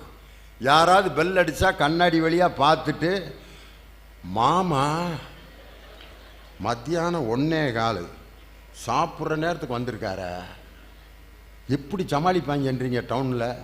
உள்ளே வந்தோன்னே வாங்க வாங்க வாங்க வாங்க மாமா, நீங்களாம் நம்ம வீட்டில் சாப்பிட சொன்னால் சாப்பிடவா போகிறீங்க அப்படின்ட்டான். உள்ளே வந்தோன்னே மாமன் கிராமத்துக்காரன், அவன் அப்படியே சொன்னாலும் மாப்பிள்ளை விட்டுறவா போகிறீங்க, சோறு போடாமல் விட்டுருவியா, என்னடா திங்காமல் போக மாட்டான் போல இருக்க அப்படின்ட்டு கொஞ்ச நேரம் கழிச்சு, அப்படியே சாப்பிட்டாலும் பிள்ளைய கையில் 500 600 குடிக்காமையா போயிடுவேன்ட்டு 50 ரூபா சோத்தை போட்டு 500 ரூபாய்க்கு ஆட்டையை போடுறேன். அதுக்கு வந்தவன் சொல்லியிருக்கேன், அப்படியே கொடுத்தாலும் உன் பிள்ளைய வாங்கவா போகுது. கடைசி வரைக்கும் இவனும் சோறு போடல, அவனும் காசு கொடுக்கல, வாயிலேயே ரவை வாங்கி உப்புமா கிண்டிக்கிட்டு இருக்கான். இதுதான் நகரம். ஆனால் கிராமம் அப்படி இல்லை. அடையா வாசல் நெரும்பெருங் கதவு. ஒருத்தன் கஞ்சிக்கில்லன்னு வந்தால் கூட வீட்டில் இருக்கிற கஞ்சியை பாதியை கொடுத்து, அதுக்கு இப்போ இப்படி ஆணி அடித்த மாதிரி மல்லிகைப்பூ வச்சு இப்படி தொங்க விட்டு, அந்த வெள்ளைக்கார பிள்ளை அதுக்கு இப்போ இப்படி ஆணி அடித்த மாதிரி மல்லிகைப்பூ வச்சு இப்படி தொங்க விட்டு, அந்த வெள்ளைக்கார பிள்ளையை அவன் டவுசர் போட்டு கூட்டி வரான். Hi darling, how are you? This is the Meenakshi Amman Temple, the Chitrai Festival of Madurai.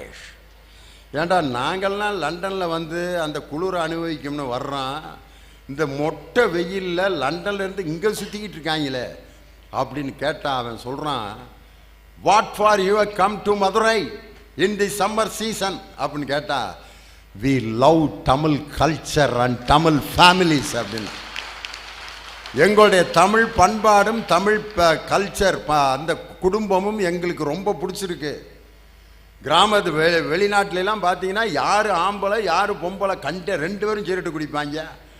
இவனும் ரப்பர் பேண்ட் போட்டு இப்படி வச்சுருப்பான், ஆம்பளையும் ரப்பர் பேண்ட் போட்டிருக்கேன். 2 பேரும் இங்கிட்டு திரும்பியிருக்காங்க, 2ம் சிகரெட்டு குடிக்குது. யாரா புருஷன் யாரா ஒய்ஃபு கண்டே பிடிக்க முடியல. தோலில் கையை போட்டுக்கிட்டு hi darling, how are you, hi அப்படின்னா ரோட்டில். விவேகானந்தரை பார்த்து கேட்டிருக்காங்க, எங்கள் நாட்டில் பாரு எவ்வளவு சுதந்திரமாக இருக்காங்க, உங்கள் நாட்டில் கணவன் மனைவி, கணவன் முன்னால் போகிறான் 3 அடி தள்ளி மனைவி போயிட்டுருக்கா, என்ன இந்தியன் கல்ச்சர் அப்படின்னு விவேகானந்தர்கிட்ட கேட்டதுக்கு விவேகானந்தர் சொன்னார், உங்கள் வெளிநாட்டில் ஏன் இறுக்க பிடிச்சிக்கிட்டு மனைவியை கூட்டு போகிறான்னா, விட்டா அவன் இன்னொருத்தையும் கூட ஓடி போயிடுறான், இவன் இன்னொருத்தையை கூட்டி ஓடி போயிடுவான், நம்பிக்கை இல்லாமல் பிடிச்சிட்டு வர்றான். ஆனால் எங்கள் ஊரில் 10 அடி தள்ளி மனைவி வருவா, முன்னாடி போயிட்டு இருப்பான் புருஷன், மெதுவாக போமாமா, வேகமாக போவேன், எல்லாத்துலேயும் வேகன்ட்டேன். கல்யாணம் ஆகி 3ஆவது வருஷத்துலேயே 4 பிள்ளைங்க, அம்புட்லையும் வேகன்ட்டேன், மெதுவாக போ அப்படின்னா வாடி அப்படிம்பாரு. பின்னாடி அது வாட்டுக்கு வரும். 10 அடி தள்ளி மனைவி வந்தாலும் இறுதியாக வீடு வந்து சேர்வாள் என்ற நம்பிக்கை நம்ம கிராமத்துக்காரனுக்கு தயார் இருக்கு. இந்த கிராமத்து பண்பாட்டை யாராவது மாற்ற முடியுமா, மறுக்க முடியுமா? வயசான தம்பதிகள் ஒரு கிராமத்தில் உட்காந்து அவங்களுடைய அன்பை பரிமாறுகிற காட்சி, அப்பா நான் இப்போ நினச்சி பார்க்குறேன். நானும் என்னுடைய மனைவியும் ஒரு 80 வயசு, எனக்கு அதுக்கு ஒரு 75 வயசு ஆயிடுச்சு. என்ன நிலைமைக்கு ஆளாகும்? வீட்டில் இடம் கொடுப்பாங்களோ சொல்ல முடியாது, எங்கனோ ஒரு இடத்துல கொடுத்துருப்பாங்க, உட்காந்துருப்போம். அப்போ என் பட்டிமன்ற அனுபவம்லாம் அதுக்கிட்ட தான் சொல்லி, வேறு யார்கிட்ட சொன்னாலும் கேட்பானா, நான்லாம் கரூரில் 2000 வேலையை பாரியா, நீ கரூரில் பேச, கரூரில் எல்லோரும் தான் பேசியிருக்கேன், நீ என்ன அப்படின்னா. பக்கத்தில் அந்த கிளவி உட்காந்துருக்கேன், என் வீட்டுக்காரம்மா, கரூரில் ஏங்க இந்த கரூரில் நீங்கள் ஒரு பாட்டு பாடினீங்களே, இந்த பாட்டை கொஞ்சம் பாடுங்க. 80 வயசில் எனக்கு எப்படி இருக்கும் குரல்? இப்படியா இருக்கும்? நான் பாடுறேன் அந்த பாட்டை. வீட்டுக்கு வீட்டுக்கு வாசப்படி வேணும், கோத்துக்கும் பாட்டுக்கும் தாளக்கதி வேணாம். என் மனைவி சொல்கிறா, எப்படியா உன் குரல்னா அப்படியே இருக்கு அப்படின்னு. அப்படியேவா இருக்கு, கேட்க சகிக்கலை, ஆனால் அவளுக்கு அப்படியே இருக்கும். இப்படித்தான் கிராமத்தில் ஒரு இது, நகரத்தில் லண்டனில் ஒரு அம்மா தன்னுடைய கணவனை டைவர்ஸ் பண்ணிடுச்சு 3 months. கல்யாணம் ஆகி 3வது மாதத்தில் I don't want to live with this husband. ஏமா அப்படின்னு ஜட்ஜு கேட்குறாரு. He is breaking the wind in the night அப்படின்னு. பிரேக்கிங் த விண்டுனா குரட்டை விடுறது. குரட்டை விடுறான், அதனால் இவனை நான் டைவர்ஸ் பண்ணுறேன், இவன் கூட வாழ முடியாது. குரட்டை விடுறவனுக்கு கல்யாணம் கிடையாதுன்னா தமிழ்நாட்டில் எம்படி ஒரு வயலுக்கு கூட கல்யாணம் ஆகாது. சில பேர் விடுவான் பாருங்க குரட்டை. அட ஆண்டவனே, பாண்டியன் எக்ஸ்பிரஸில் ஃபஸ்ட் கிளாஸ் ஏசியில் டிக்கெட் எடுத்து கொடுத்தாங்க. பட்டிமன்றம் முடிஞ்ச அசந்து தூங்கலான்னு வந்தேன். எனக்குன்னே வந்தான் பாருங்க, எழுத்த பெர்த்தில். அவன் பாட்டுக்கு அசோக் லைலாண்ட் டிராக்டர் மாதிரி நைட்டு 12:45 தொடங்கினான்.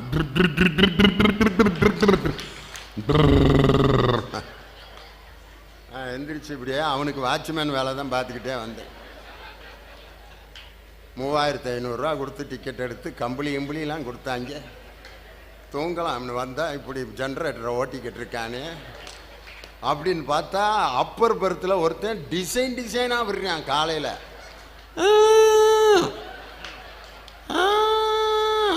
நான் இப்படி ஒரு குரட்டையை லைஃப்பில் கேட்டதே இல்லை. நான் அவனுங்களை பற்றி கூட கவலைப்படல, அவனுங்களோட குடும்பம் நடத்துகிற பொம்பளைகளை யோசனை பண்ணி பாருங்க.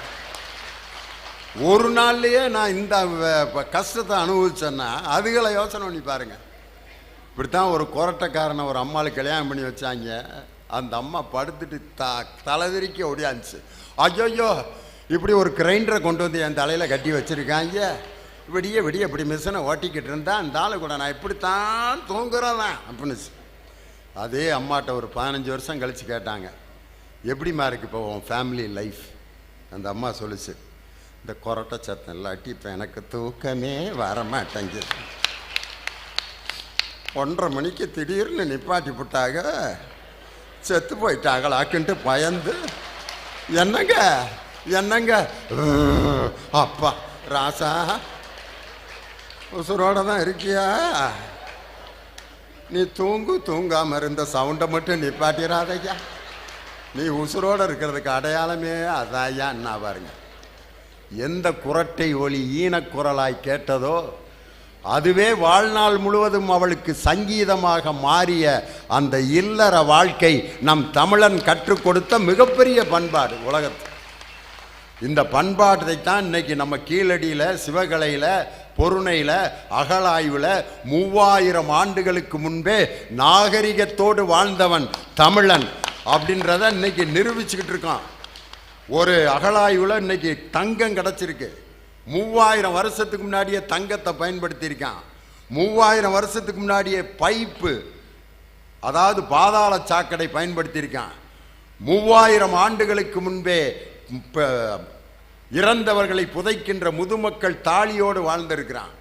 3000 ஆண்டுகளுக்கு முன்பே கிராஃபைட், மேக்னசைட் என்ற அந்த இரும்பின் தாதுகள், இரும்பு என்பது 3000 ஆண்டுகளுக்கு முன்பே தமிழனால் கண்டுபிடிக்கப்பட்ட அந்த பண்பாடும் கிராமமும், அந்த பண்பாடும் கலாச்சாரமும் நகரம் தொலைத்துவிட்டு கிராமத்தை நோக்கித்தான் இப்பொழுது வந்து கொண்டிருக்கிறது. எங்கு பார்த்தாலும் நகரத்திலே கிராமத்து சமையல், மண்பானை சமையல், நாட்டுக்கோழி விருந்து, நாட்டு சமையல், வீட்டு சமையல் அப்படின்னு ஏன் போடுற? நகரத்து சமையல் போடு. ₹1 போவானா? மண்பானை சமையல்னு மெட்ராஸில் 30 கடை ஏன் வச்சிருக்க? கிராமத்தை நோக்கித்தான் நம்முடைய கவனமெல்லாம் இன்று வந்து கொண்டிருக்கிறது. காரணம், இறைவன் படைத்தது கிராமம், மனிதன் உருவாக்கியது நகரம்.